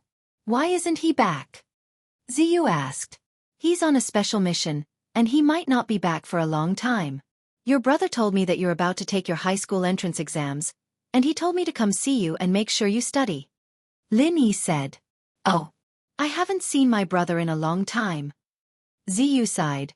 Do you think someone like me can get into high school? You can start studying tomorrow. Lin Yi said faintly. You'll still have a future in the underworld, right? Ziyu asked carefully. Bullshit. Look at what happened to Zhou Ruoguang. It'd be easier than stepping on an ant if I wanted to kick him to death. Lin Yi sighed. Ziyu was at the rebellious stage of adolescence, and it was the most serious. Kids at this stage were impulsive, violent, and loved excitement. In their eyes, the big bosses of the underworld were powerful beings, and Ziyu was just like that. But Lin Yi had to give her a proper outlook on life, telling her that Zhou Ruoguang had no future, and even Sihua had no future. Then what do you do? Ziyu asked. I used to be your brother's colleague, but I'm a student now. Lin Yi didn't hide it. Ziyu would find out sooner or later. Student? Ziyu paused, looking at Lin Yi oddly. You're a student? Yeah, Songshan's first school. I came back to study. Lin Yi said. Why are you asking so many questions? Mind your own business first. Ziyu pouted, resisting Lin Yi's violent upbringing a little, but there was nothing she could do. What could she use to go against him? Even people she thought were powerful had to bow and scrape in front of him. Ziyu didn't think she could win against Lin Yi in an argument. The key was that Lin Yi didn't seem to know how to be gentle with her at all, treating her like a child. Ziyu had no way of dealing with this. Chapter 1265. Encountering Sihua. There's a barber shop up ahead, sir. Let's park there. Lin Yi pointed at a small barber shop not far away. He turned to Ziyu. Let's do it here, I'll take you to get your hair dyed. No, it's too low class here. Ziyu shook her head.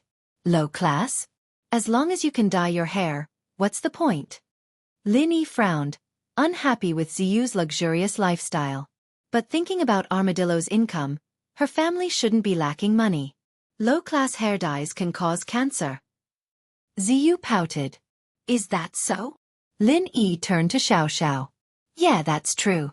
But once or twice shouldn't be a problem. Xiao nodded. If it's that easy, then forget it. Let's go to a high-class one. Lin Yi said to the driver, Sir, let's go to the highest-class hair salon. All right. The driver nodded. They knew all the high-class entertainment places in Songshan like the back of their palms, including hair salons. Soon, the car stopped in front of a very luxurious salon. One could tell from the number of luxury cars parked outside that the customers here were all rich. It wasn't common to see people like Lin Yi coming in a taxi, so the security at the door paused when he saw Lin Yi and the others get out of the taxi. But the security here was very highly trained, and they wouldn't discriminate against customers. Lin Yi and the others walked over, and the security greeted them respectfully before ushering Lin Yi and the others into the salon. Sir, are you looking for a hair salon? A waitress walked over with a smile. Yeah, I'll dye her hair. Lin Yi brought Ziyun in front of the waitress. Dye her hair black. Sir, do you have an appointment? The waiter thought to himself. The little girl must have dyed her hair behind her family's back and was discovered by her elder brother. No, do I need to make an appointment? Lin Yi was slightly surprised. If you don't have a reservation, you can only wait in line. There are still a few customers in front of you, the waiter explained. I see. Lin Yi nodded. He raised his head and looked around the salon. What Lin Yi didn't expect was that this place also belonged to Pengzhan Industries. In the salon's lobby, Lin Yi saw Pengzhan Industries' logo. From the looks of it, Pengzhan was involved in quite a number of industries. No wonder so many people were after his company's assets. But since it was Pengzhan's company, Lin Yi didn't need to be courteous. Putting aside the fact that Lin Yi was a shareholder of Pengzhan Industries, Lin Yi's relationship with Pengzhan and the miss meant that he didn't need to be courteous. Lin Yi took out his diamond membership card and passed it to the waitress.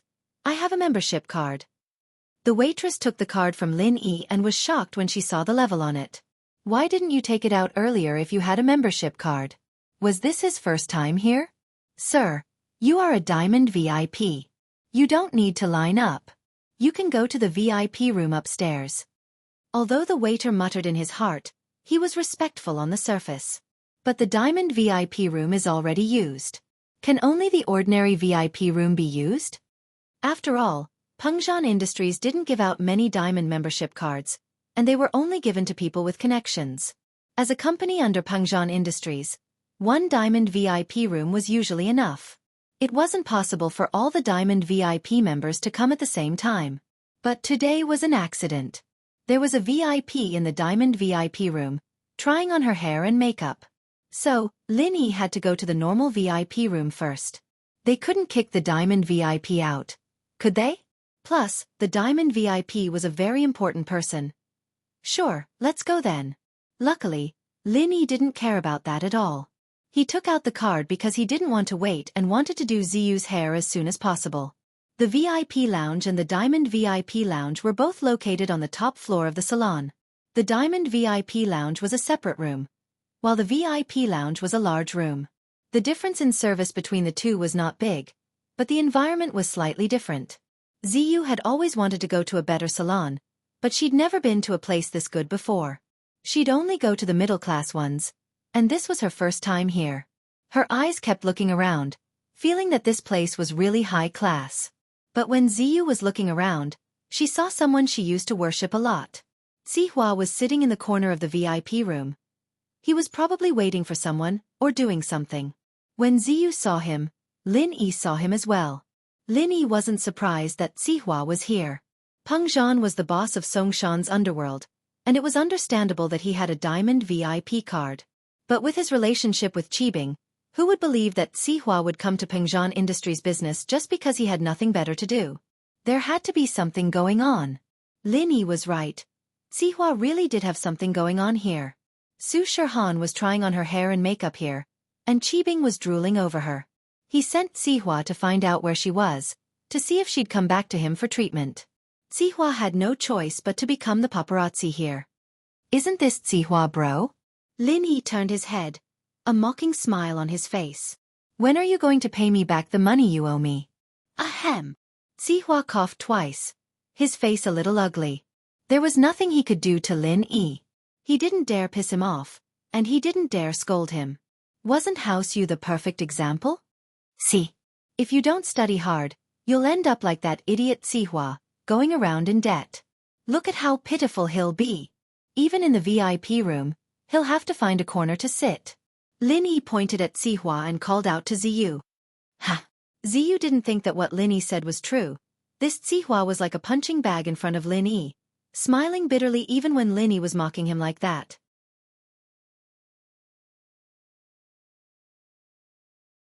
Chapter 1266. Wait.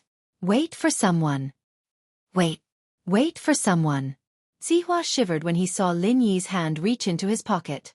This guy wasn't playing with needles again, was he? His brother was a sponge now, full of holes, and someone as strong as Yao Wang was now an antenna.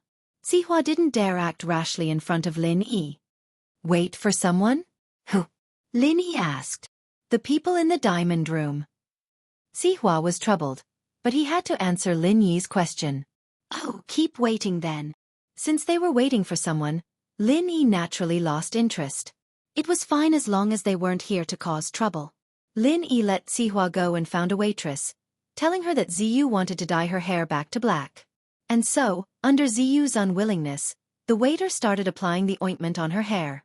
Miss Ng, your skin color is actually very pretty when you're yellow before, but if you dye it back to black, there's nothing special about it anymore. I suggest you dye it blue and black. You look pretty under the sun. The hairdresser suggested. My words don't count. My guardian won't let me. Ziyu was troubled, and didn't call Lin Yi big bro anymore. She just called him guardian. The hairdresser couldn't help but chuckle and shake his head, continuing to dye Ziyu's hair. This sister of yours is quite cute. Xiao Xiao sat beside Lin Yi, and Lin Yi sat not far from Zihua, waiting for Ziyu. Zihua, on the other hand, felt like he was sitting on pins and needles. After a while, he felt uncomfortable and went downstairs, planning to wait for Su Shirhan in the car. Seeing Lin Yi reminded him of his brother and Yao Wang, and he didn't want that to happen to him. It's all right. Just a little kid. Didn't think that a bad example like Zihua would be here. Saves me the trouble. Lin Yi smiled. Wasn't I the same as her before? Xiao looked at Ziyu and thought of her old self. Your situation is different from hers. You have a problem with your body, which led to your extreme personality, but she's different. She worships violent things from the bottom of her heart. If she sees the nature of violence clearly, I believe she won't do it again, Lin Yi said. Let's hope so. Do you think she can get into high school? Xiao asked. Whether she gets in or not, it's fine as long as she works hard. When the time comes, she will still go to first high school. Lin Yi smiled and said, it's just to give her some pressure. Pressure is good. Only with pressure can you improve. Xiao nodded. You're under a lot of pressure right now, right? Why do you say that? Lin Yi was slightly startled. Because of me. You don't have to feel so pressured if you want to find a way to cure me. Life and death are up to the heavens. I don't want to leave you guys right now, but I've thought it through. It's fine, I'm already very happy, Xiao said. Don't think so much. There'll always be a way. Lin Yi didn't say much on this topic. 1. He didn't want Xiao to be sad, and 2. Lin Yi didn't have a good idea yet. Ziyu's hair was dyed black. It wasn't obvious after washing it, but it would turn black after a few more washes. Are you happy now? Ziyu looked at herself in the mirror. She looked a lot more innocent now, and her hairstyle was fixed up too. She had the youthful shoulder-length hair of a schoolgirl, and it didn't match the tight clothes she was wearing at all. You're starting to look like a schoolgirl now. Let's go buy some clothes. Lin Yi grabbed Ziyu and walked out. Don't carry me, I can walk myself. Ziyu felt a little embarrassed, being carried around like a little chick. This guy really thought she was a little girl. She was 16, and she knew everything. When Lin Yi got downstairs, Zihua wasn't gone yet. The car was still in the parking lot, but Lin Yi ignored him and took Ziyu to a clothing store. They didn't go to expensive brand name stores, just a few casual sportswear stores. They bought some clothes that schoolgirls usually wore, and had Xiao go to the changing room to force Ziyu to change into them. Ziyu, who came out of the changing room, was no longer the gangster girl from before. She looked like a girl next door, young and cute. Her eyes were bright, and she didn't have any makeup on her face, looking much more natural. Most importantly, her breasts weren't as big as before. That's more like it. Lin Yi nodded, satisfied. You're still acting like a schoolgirl, but if you keep squeezing your breasts that big, I'll cut them off for you. Ziyu's face turned red from Lin Yi's scolding. She glared at Lin Yi, wanting to bite him to death. Go to the bookstore now and buy a few exercise books. Read them from top to bottom when you get back, and I'll do a spot check next week. If you get more than 5 questions wrong, I'll smack your butt. Lin Yi threatened. Ziyu was speechless. Her basics were bad, and when had she ever learned anything? Now that Lin Yi wanted her to do exercise books, wasn't that like killing her? But there was nothing she could do to a tyrant like Lin Yi. Guang Bro and Zihua Bro were nothing in front of Lin Yi. They were more punching bags than punching bags. Ziyu's temper was gone, and she didn't doubt that she'd get a spanking if she went against Lin Yi. After buying the clothes, Lin Yi brought Ziyu to the bookstore like a parent, buying her a bunch of revision materials. Ziyu's face was like a bitter gourd, but she didn't dare say anything against it. She could only accept it angrily. When the 3 of them took a taxi back to Fushan Middle School, the power structure of Fushan Middle School had been settled. Under Zhou Ruoguang's instructions, Brother He, who used to be the second largest gang in Fushan Middle School, became the sole boss of Fushan Middle School and was directly under Zhou Ruoguang's jurisdiction. Of course, while He Bro was happy for himself, he was troubled as well. He'd gotten Zhou Ruoguang's permission, and other than him, there was another miss in the school, Ying Ziyu. He didn't know how she got to know this Hayashi Lin all of a sudden, but if even Guang Bro called her an old servant, then she definitely wasn't a simple person. He Bro was even more scared, afraid that he'd get into trouble if he didn't serve her well. He knew what happened to Scar Bear and Nan Filong, and he didn't want to end up like them. So, as the boss in name, he could only wait at the school gates like a servant. Chapter 1267. Chapter 1265. Acquaintances in school. He knew what happened to Scar Bear and Nan Filong, and he didn't want to end up like them. As the boss in name, Hey Bro had no choice but to become a servant at the school gates. But it was okay. Other than serving Ziyu, the Grand Miss, all the power in the school belonged to him. It was much stronger than before. Seeing the young girl get off the taxi, Hey Bro found it hard to connect her with big sis Ziyu. Was this Ziyu? Was Ziyu that cute? She was sexy, but this was the first time Hey Bro thought that she was cute. But even if she was cute, that was fine. Ziyu was being held by the neck by a man who didn't even look that old, and he was walking towards the school. But Hey Bro wasn't stupid. He remembered what Guang Bro said earlier. This man was Hayashi Lin, without a doubt. At the thought, Hey Bro quickly ran over, very respectful.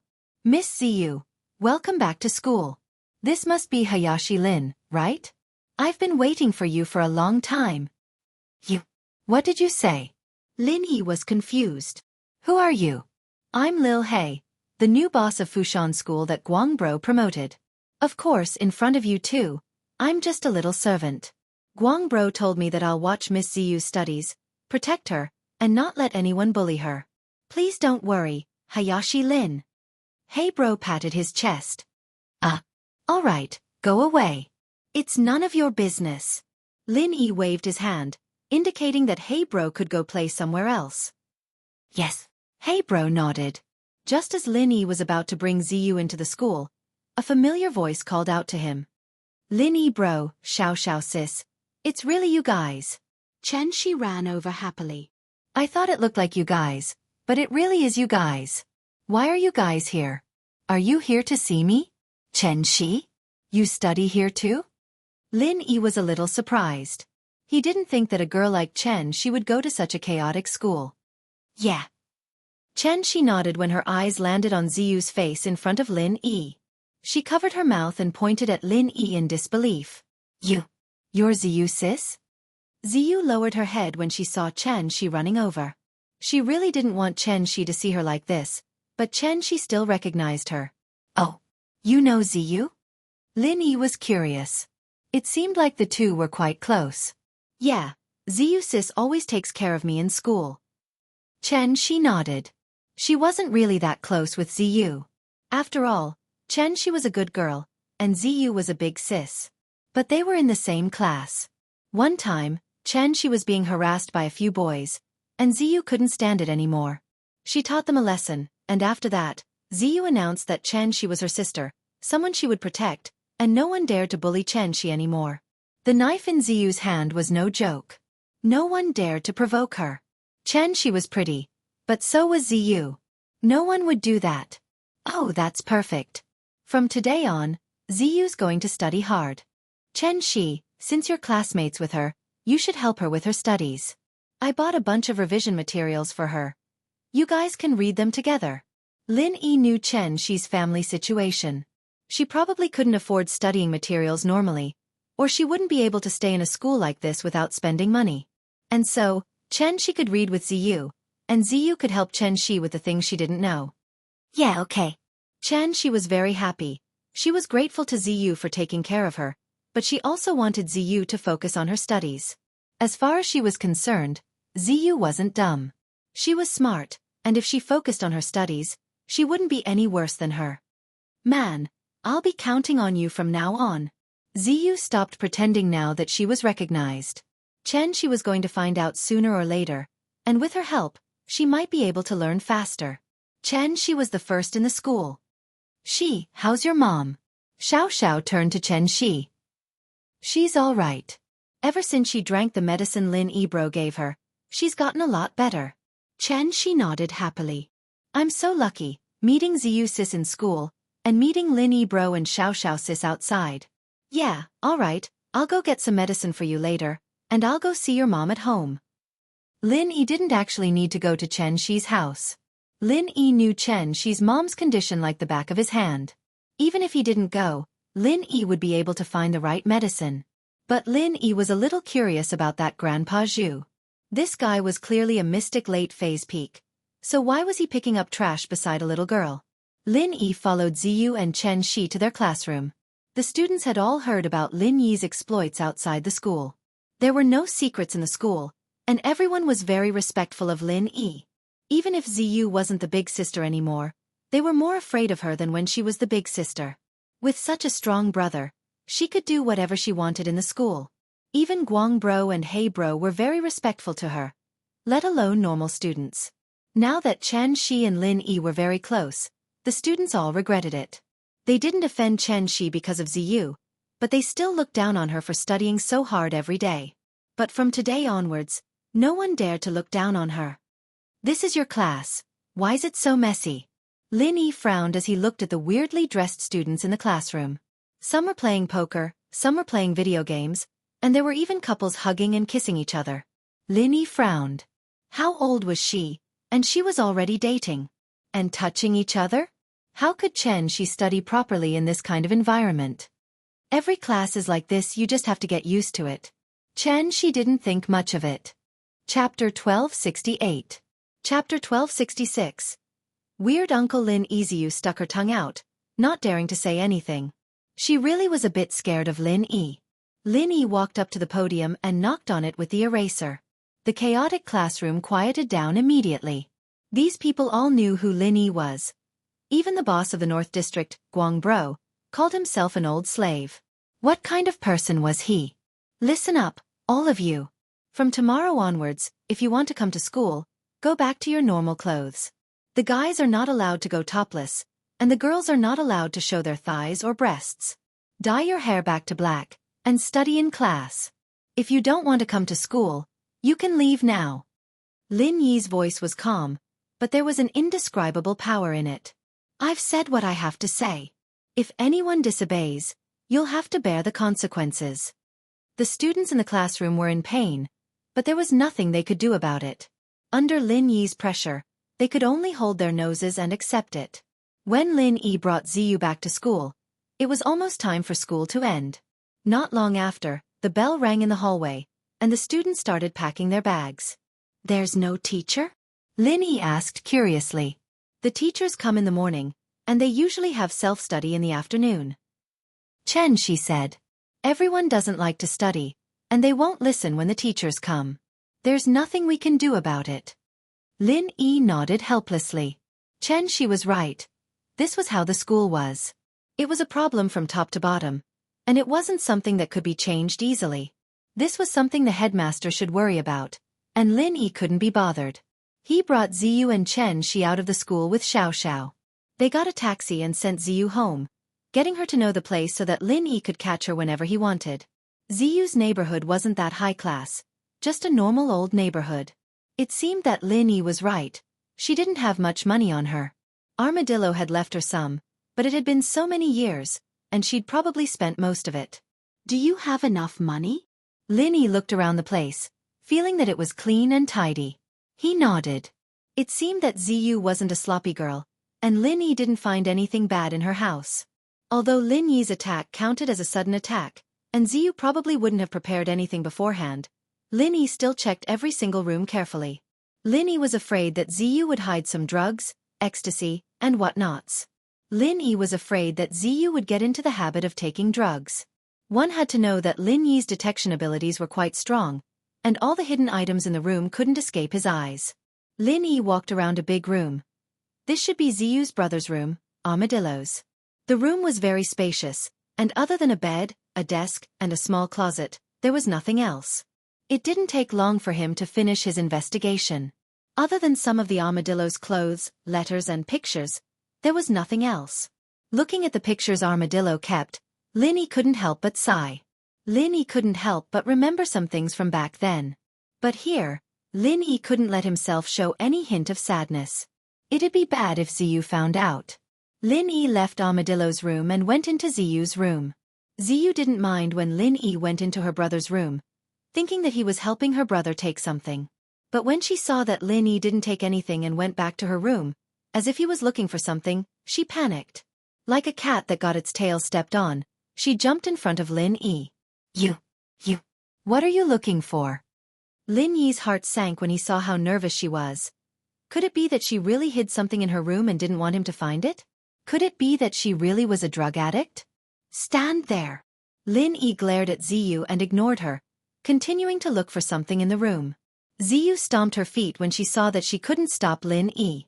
Her face was red, but there was nothing she could do. She could only close the door, not letting Xiao and Chen Shi see what was going on in the room. What are you looking for? I'll find it for you, Ziyu said as she watched Lin Yi get closer and closer to her bed. Stand there. Didn't you hear me? Lin Yi frowned, ignoring her. Ziyu felt wronged, but there was nothing she could do. She could only look at Lin Yi worriedly, looking around her bed. Suddenly, she saw Lin Yi pick something up. Ziyu felt like her heart was going to explode. Lin Yi's eyes lit up. He found her. He found her. She was done for. She was really done for. She wouldn't have any face left in the future. Lin Yi was speechless. He finally understood why Ziyu was stopping him from looking for things. She hid a vibrator under her pillow. Lin Yi felt a little awkward holding the vibrator, but since he'd found it, and he was playing the role of a guardian, Lin Yi couldn't just ignore it. It seemed that she wasn't that young anymore, even though he'd always treated her like a kid. 16 years old. Lin Yi smiled bitterly. Didn't he sneak into porn when he was 16 and get caught by his old man? It was really awkward back then. Ziyu, on the other hand, was a gangster boss. She'd probably seen a lot of stuff like this, and she'd probably seen those movies before. Ziyu only bought a vibrator for herself, and it made Lin Yi feel much better than bringing a guy home for the night. It seemed that this Ziyu was a very clean girl. As for whether or not she was using a vibrator to masturbate, Lin Yi didn't see anything wrong with that. He coughed. You should focus on your studies now. Don't use these things too much. When you use it, you need to be hygienic. You don't get a gynecological disease at such a young age. Come here, I'll give you a checkup. Ha! Checkup?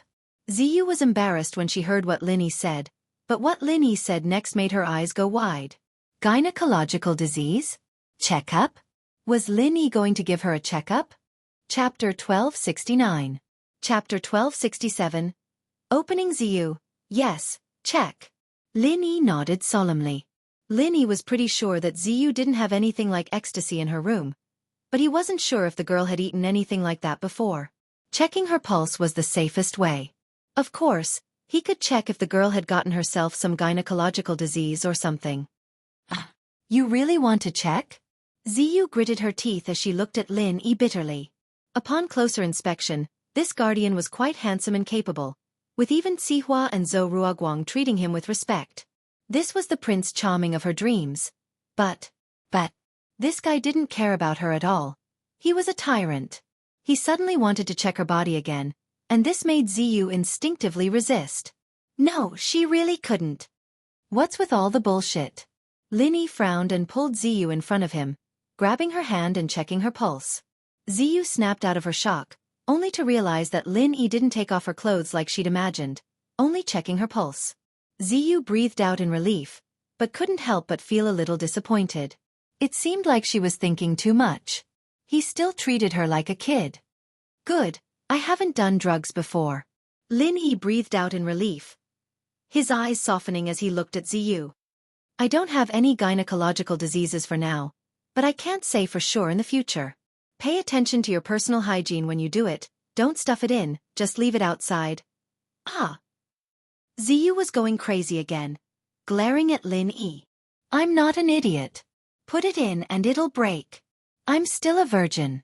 Lin Yi paused at the sight of Ziyu going crazy, but he understood what was going on. He treated her like a kid, but she probably didn't think the same way. She was already 16, and she wasn't a kid to her anymore. It was normal for her to be angry after hearing what he said. All right. Lin Yi smiled bitterly and let go of Ziyu's hand. Humph. I hate you. I hate you. Ziyu ran to her bed after Lin Yi let her go, hiding the vibrator and burrowing into her blanket, crying. Today was probably the most embarrassing day. Her privacy was exposed by a guy. She didn't want to live anymore.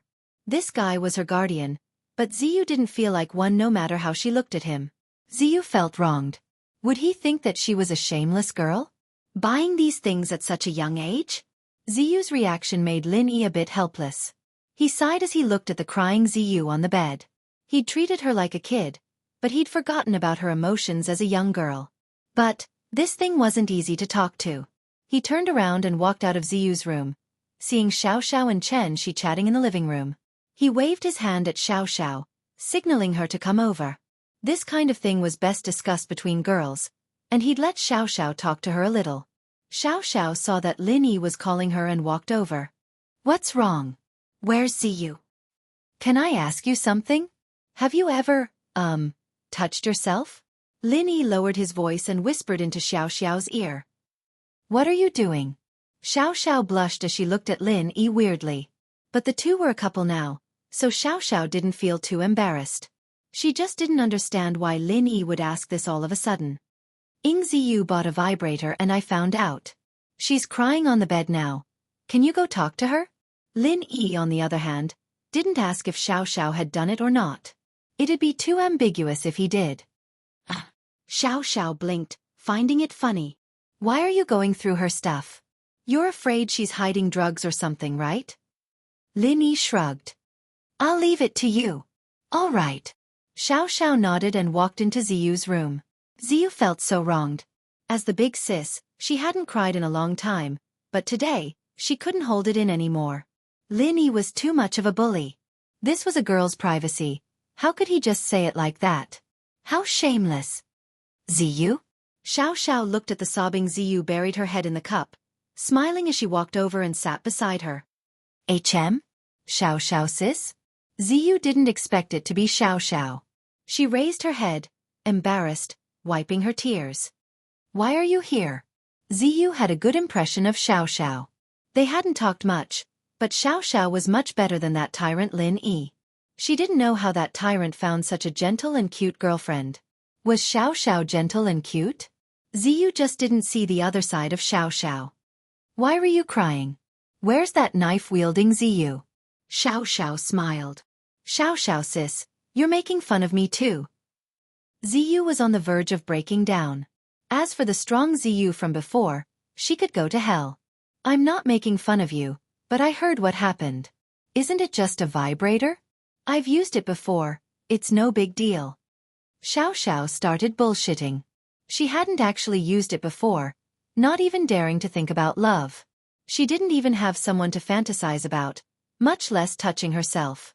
But after getting together with Lin Yi, she had done it a few times recently. It was just that she only used her hands, not anything like a vibrator. Oh, you have one too? Ziyu paused, interested. You're not lying to me? Of course not. Xiaoxiao started talking to Ziyu.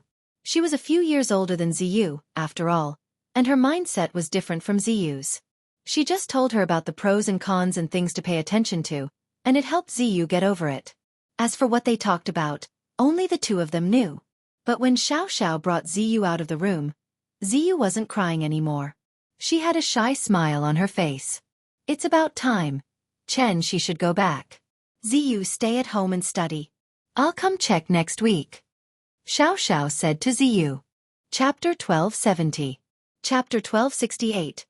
Testing Grandpa Zhu, but she wasn't that nice to her guardian, Lin Yi. She said goodbye to Lin Yi unwillingly, thinking that it would be best if they never met again. Lin Yi didn't bother with the kid, either. He smiled and brought Chen Shi and Xiaoxiao out of Ziyu's house. Ziyu looked at Lin Yi's back and humphed. She threw the newspaper on the ground and started stomping on it. I'll stomp you to death. I'll stomp you to death. I'm so pissed. Lin Yi naturally didn't know that Ziyu thought he was the one stomping on the newspaper. After leaving Ziyu's house, Lin Yi went to a pharmacy and bought some medicine before bringing Chen Shi to her house with Xiaoxiao. Chen Shi's house was a place Lin Yi came to last time, but he didn't go upstairs. This time, Lin Yi pretended to ask casually, Shi, where's that old man with you last time at the beach? He didn't get crippled by Xie Yufeng, did he? How's that possible? Chen Shi was about to say that Grandpa Zhu was really strong, teaching Xie Yufeng a lesson after Lin Yi left. But she didn't get to finish before she was interrupted. At this moment, Grandpa Zhu had already appeared in the corridor. He coughed twice and said with a smile, Xiaoxi is back? This is... Why are you still concerned about the fight I had with someone at the beach? I'm an old man, but I'm not heavily injured. I'll be fine after a few days of rest. Chen Shi paused, not knowing why Grandpa Zhu would suddenly appear and interrupt her. But since Grandpa Zhu said that, she didn't say anything else. She remembered that Grandpa Zhu told her to hide the fact that he knew Kung Fu, but as far as she was concerned, Lin Yi was a good person, her mother's savior. It shouldn't be a big deal to tell him. But since Grandpa Zhu didn't want to, she could only give up. After all, in her eyes, Grandpa Zhu was a good person worthy of respect. All these years, he had taken care of her and her mother. So she still had to listen to Grandpa Zhu. Oh, that's good. But I heard that Xie Yufeng was heavily injured. I wonder who helped you out? Lin Yi looked at Grandpa Zhu with a smile that wasn't a smile. Seriously injured by someone? It can't be, right? Could it be that someone saw me being bullied that day and helped me? But I was scared that day and left in a hurry, so I didn't see what happened behind me. Grandpa Zhu pushed all the blame away. I see. Lin Yi nodded and looked at Grandpa Zhu. I heard your surname is Zhu? Yes, what's the matter? Grandpa Zhu's heart skipped a beat and he asked calmly. It's nothing. This surname is quite rare. I have met someone with the surname Zhu.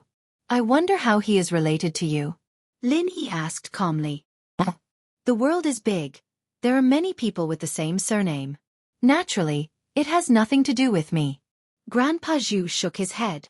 I haven't even told you who that person is, and you already know it has nothing to do with you? Lin Yi asked. Young man, you must be joking. I am a lonely old man with no family left. Of course, I wouldn't have anything to do with others. Grandpa Zhu smiled. I see. Lin Yi nodded. If that's the case, then I won't disturb you any longer. I'm going to Xi's house to treat her mother. Young man, thank you. Grandpa Zhu nodded. She was confused by the conversation between Lin Yi and Grandpa Zhu. She naturally didn't know that it was Lin Yi's test. She thought that Lin Yi and Grandpa Zhu got along well, so she didn't think much about it. If Lin Yi couldn't see through Grandpa Zhu's strength and was only suspicious, then he wouldn't have gotten any accurate information from the previous test. After all, there were no flaws in Grandpa Zhu's words. However, Lin Yi wasn't just suspicious, but he was sure that there was something wrong with this Grandpa Zhu. The previous few words made Lin Yi even more certain that there was something wrong with this Grandpa Zhu. Grandpa Zhu went downstairs. When Lin Yi and the others entered Xi's house, a gloomy look flashed across his eyes. Little bastard. You ruined my plans. You actually have doubts about me? Humph. Looks like I have to tell the master about this. Grandpa Zhu gritted his teeth and roared. Testing me? I don't think you'll find anything. The bridges I've crossed are more than the roads you've walked. After scolding Lin Yi, Grandpa Zhu found a place with no one and made a phone call. Elder Zhu, why are you calling me at this time? Didn't I tell you? Don't call me if there's nothing important. If Jean finds out, I'm afraid she'll cause trouble again. On the other side of the phone, it was a man's gloomy voice. That woman, you haven't killed her yet? She's just a slut. How can she die so slowly? I'm sorry, young master. The plan was about to succeed, but it was ruined by that brat, Lin Yi. You know that brat, Lin Yi. He'll ruin everything. Grandpa Zhu said with some annoyance. That woman was about to die of cancer, but Lin Yi cured her. If it wasn't for the master wanting Xiaoxi, I wouldn't have gone through so much trouble to give that woman cancer in order to cultivate a relationship with her. I would have killed her with one slap. Xiaoxi has been trained by you since she was young. She's a good cultivation vessel. She'll be a bargaining chip for us to rope in other families. The man didn't seem to see Xianxia as his own flesh and blood at all. He only saw her as a bargaining chip. But thinking about it, the man was a playboy when he was young. He went around flirting. It was normal for him to have a few bastards outside. It's just that Xiaoxi's mother was a hotel attendant. Her status was so low that the man only saw her as a slut. I understand, but that woman, Grandpa Zhu said with some difficulty. With Lin Yi here, I can't do anything. Lin Yi, I'll talk to my father about this. Don't worry about him for now. Just don't let him find out. The man ordered. Yes, young master. Grandpa Zhu nodded. Mother Chen's complexion was good today. Much better than before. It could be seen that she was definitely a first-class beauty when she was young, but the vicissitudes of time made her a little haggard. But after a period of continuous medication, Mother Chen's change was still very obvious. Chapter 1271. There's something wrong with the water. Auntie Chen, just call me Lily, no need to call me Mr. Lin. Lin Yi smiled. Looks like you're recovering well, exceeding my expectations. Now we can move on to the next treatment. Then I won't hold back. I'll call you Lily. Mrs. Chen smiled. Thank you, if it weren't for your medicine, I wouldn't be able to recover this fast. Go get some tea for the guests. What are you standing here for? Okay, Mom. She had gotten a lot closer with Lin Yi and Xiao this afternoon. She forgot to pour them tea when she got home, only remembering after her mother reminded her. No need, we don't drink tea. Lin Yi waved his hand. I just came to check on your recovery, Auntie Chen. I'm relieved now Xiao and I should go. You're not in a hurry, right? Why don't we eat here tonight? Mrs. Chen quickly asked Lin Yi to stay. Sure, let's eat together then, Lin Yi nodded. He didn't have much to do tonight anyway. He just wanted to keep Xiao company. Thinking about it, if he didn't return and stayed outside to accompany Xiao, the young miss wouldn't say anything. It was fine as long as Xiao was happy. Xiao was very happy too. She saw an optimistic and unyielding spirit in Chen Shi, and that made her feel much better. That's great. I'll go cook with Shi in the kitchen. Lil Yi, you and Xiao can watch TV in the living room? Mrs. Chen was very happy that Lin Yi agreed. No need, we'll go help too. It'll be faster, Lin Yi smiled. Don't look down on me, I'm a master chef. Haha, Lin Yi honey cooks really well. Xiao added. Mrs. Chen wanted to reject them, but after hearing what Lin Yi and Xiao said, she had no choice but to let Lin Yi go to the kitchen. She was washing the vegetables, Mrs. Chen was cutting the meat, and Xiao was helping her. Lin Yi, on the other hand, had nothing to do. This is the water for washing vegetables. Lin Yi's gaze suddenly focused on the vegetable bowl in front of Chen Shi. What's wrong with water? Big brother Lin Yi? Chen Shi was confused. Let me see. Lin Yi squeezed through, and Chen Shi was pushed to the side. Lin Yi's body bumped into Chen Shi, making her blush a little. But when she peeked at Lin Yi, it seemed like he didn't notice it at all. Chen Shi secretly let out a sigh of relief. How could Lin Yi know what this child was thinking? It was one thing for Ziyu to have some thoughts, since she used to be a gangster. But a good girl like Chen Shi had thoughts too? Although Chen Shi was a good girl, she was still in puberty. She had some fantasies about the opposite sex. Lin Yi, on the other hand, had helped her family so much that it was impossible for Chen Shi to not have feelings for him. It was just a hazy feeling, and Chen Shi hid it in her heart, not daring to show it. She was afraid that Xiao would find out and think that she was trying to seduce her boyfriend. If that happened, Chen Shi would be too ashamed to show her face. Where did this water come from? Lin Yi dipped his finger in the water and put it in his mouth. Ah, it's tap water. Is there a problem? Chen Shi was pulled back from her thoughts by Lin Yi's question, and after a slight pause, she quickly replied. Tap water. Lin Yi frowned. He turned on the tap water and put a few drops in it. What's wrong? Is there a problem with the tap water? Mrs. Chen saw Lin Yi studying the tap water and quickly walked over. Is the water quality bad? It's like this in the old city. It's already connected to the water purifier. Water purifier. Lin Yi lowered his body and found a water purifier under the cabinet. Lin Yi didn't say anything and closed the water valve, then removed the water purifier. Lin Yi's action made Chen Shi and Mrs. Chen stunned. If it was someone else doing this, then Mrs. Chen would definitely stop it. How could you just remove someone else's water heater? However, it was Lin Yi who did it, so there must be a reason, so Mrs. Chen didn't ask much. Where did you buy this water purifier? After Lin Yi removed the water purifier, he carefully checked the water purifier and asked. This water purifier wasn't bought, it was picked up by Grandpa Zhu when he was picking up junk. After he helped to replace the filter, he helped us install it. What's wrong, Lin Yi Gij? Is there a problem? Chen Shi asked curiously. Nothing, don't use this water purifier, it's a bit dirty. Lin Yi frowned. Grandpa Zhu again? Why him again? Could it be that Grandpa Zhu caused Mrs. Chen's cancer? In this water purifier, there was a substance that would cause cancer if taken for a long time. But Lin Yi didn't know why Chen Shi didn't get cancer. Was it because she was young and had a strong immune system? Or did she take the antidote before? In short, Mrs. Chen's cancer wasn't an accident, it was caused by someone. After removing the water purifier, Lin Yi reconnected the tap water. This time, there was no problem. Lin Yi's brows furrowed deeper and deeper, and the doubts in his heart grew bigger and bigger. Before, when Lin Yi saw Grandpa Zhu beside Chen Shi, he felt it was strange, but Grandpa Zhu didn't seem to have any bad intentions towards Chen Shi. Lin Yi was just curious why a peak late-phase mystic classmaster would be beside Chen Shi. But now, Lin Yi could be sure that this Grandpa Zhu didn't have any good intentions. He actually poisoned the water purifier. The purpose was to give Mrs. Chen cancer. But Lin Yi didn't understand.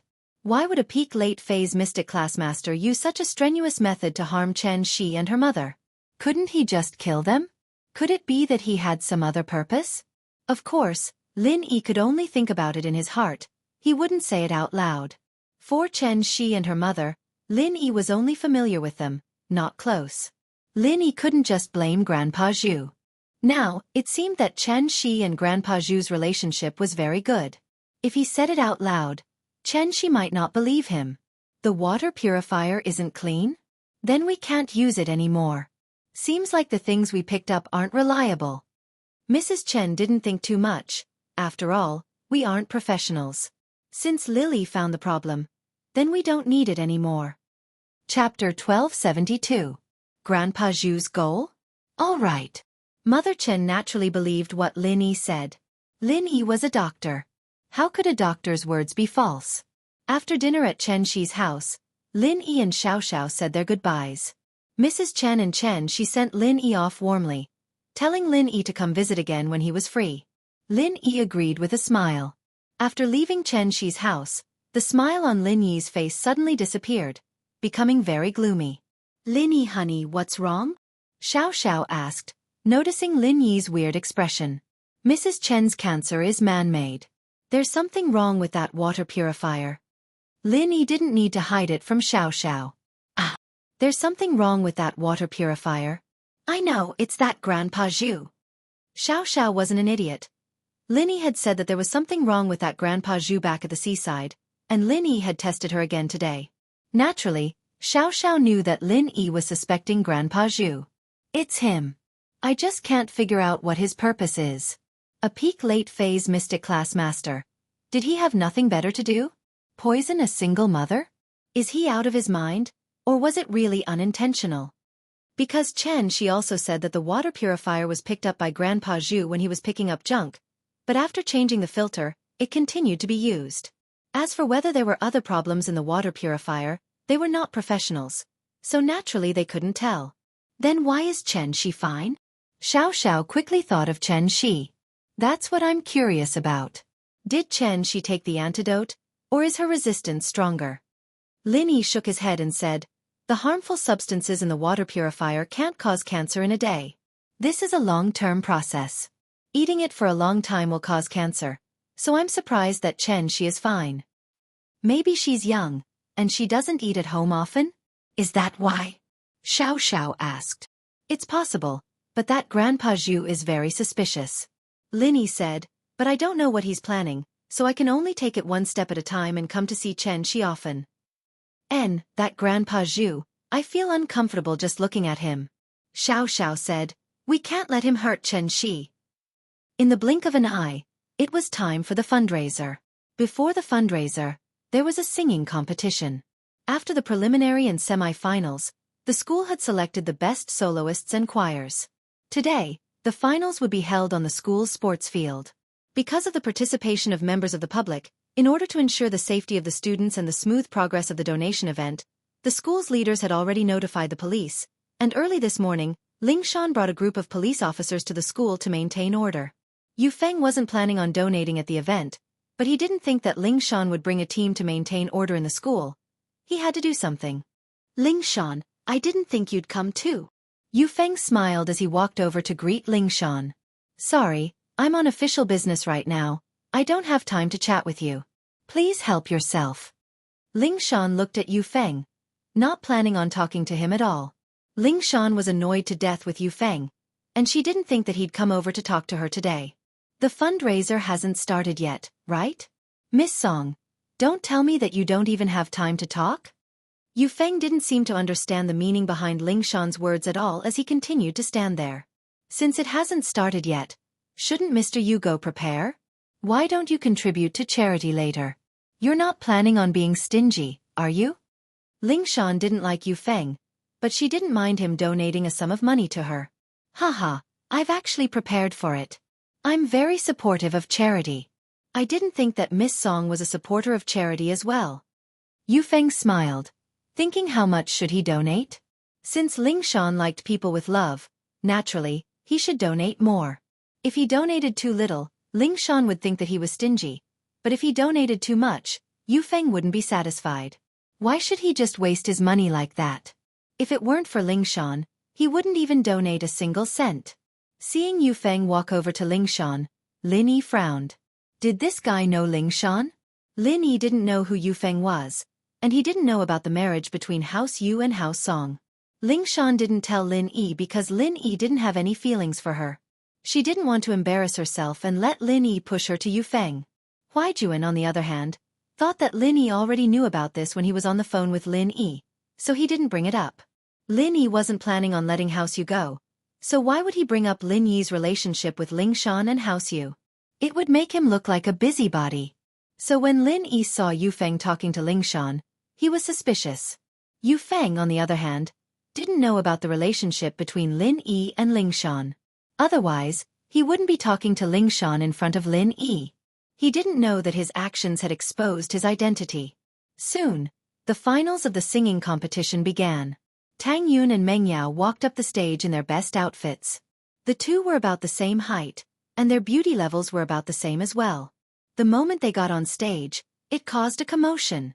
Tang Yun was already taken, and Meng Yao was the daughter of a rich family.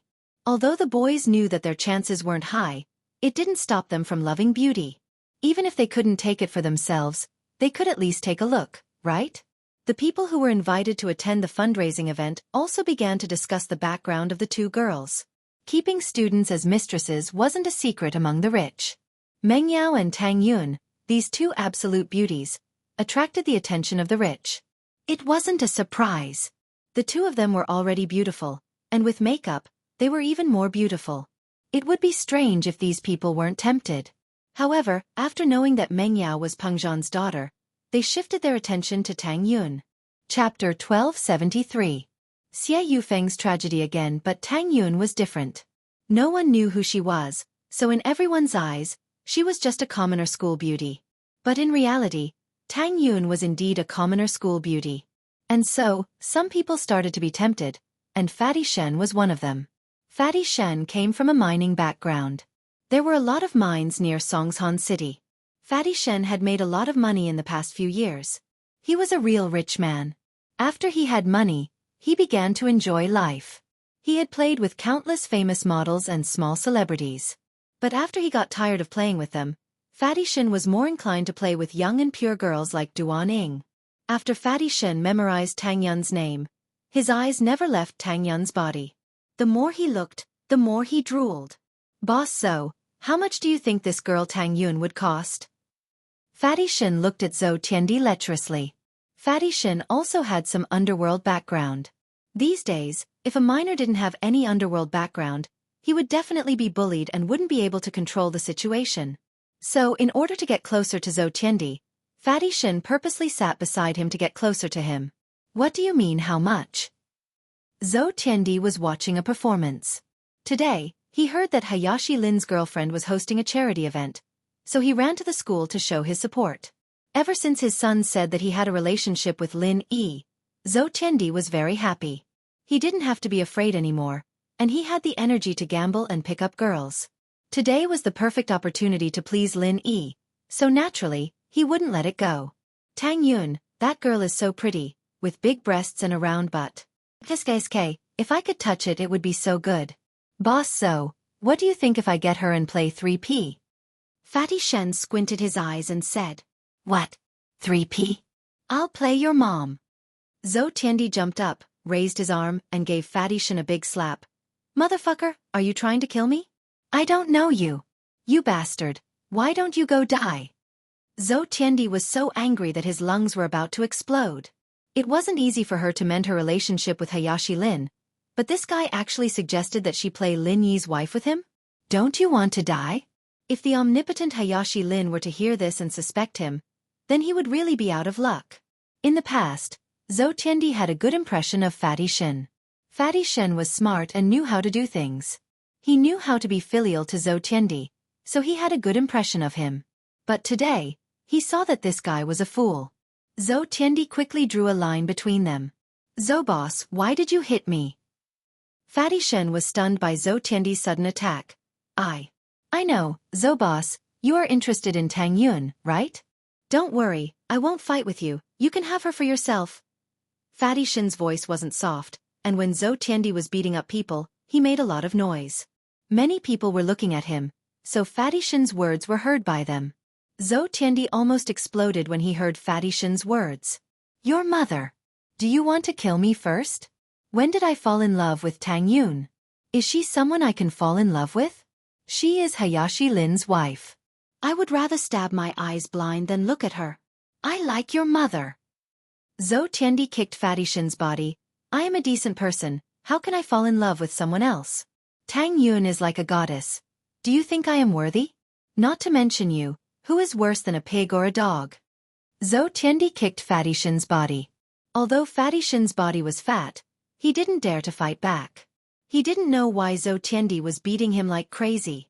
However, gradually, Fatty Shen understood something. From Zhou Tiandi's words, could it be that Tang Yun was someone with a powerful background? Following the conflict, Song Lingshan quickly walked over. Mr. Zhou, what are you doing? How can you hit people so casually? If you don't want to participate in the charity event, you can choose to leave. Song Lingshan warned. Officer Song, we are just playing around. If you don't believe me, you can ask Fatty Shen, right? Zhou Tiandi saw that Song Lingshan had come, so he could only stop. Although he hated Fatty Shen, he couldn't just leave before the charity event started. Wouldn't it be a waste of his effort? Yeah. Officer Song, we are just playing around. Fatty Shen said with his mouth leaking air. No matter how wronged he was, he didn't dare to say anything. Although he was strong, compared to Zhou Tiandi, he was still far from it. You old bastard, how dare you? Get out of my sight. Xie Yufeng saw that Song Lingshan had come to stop the fight between Zhou Tiandi and Fatty Shen, so he came to save the damsel in distress. Xie Yufeng only wanted to show off in front of Song Lingshan, so he didn't think much and ran over, blocking in front of Song Lingshan. Zhou Tiandi and Fatty Shen didn't dare to do anything to Song Lingshan, but Fatty Shen wouldn't be polite to this bastard who came out of nowhere. He had been kicked by Zhou Tiandi before, and he had a stomach full of anger. Now that someone came to help him vent his anger, he naturally wouldn't let him go so easily. Where did you come from, kid? Who are you telling to get out of my sight? We are just playing around, what does that have to do with you? Fatty Shen looked at Xie Yufeng and asked coldly. You fatty, you're not happy? Xie Yufeng didn't want to show any weakness in front of Song Lingshan. Seeing that Fatty Shen dared to talk back to him, he was furious. You are here to donate money, we welcome you, but if you want to fuck us, don't blame me for being rude. Slap. Fatty Shen slapped Xie Yufeng's face.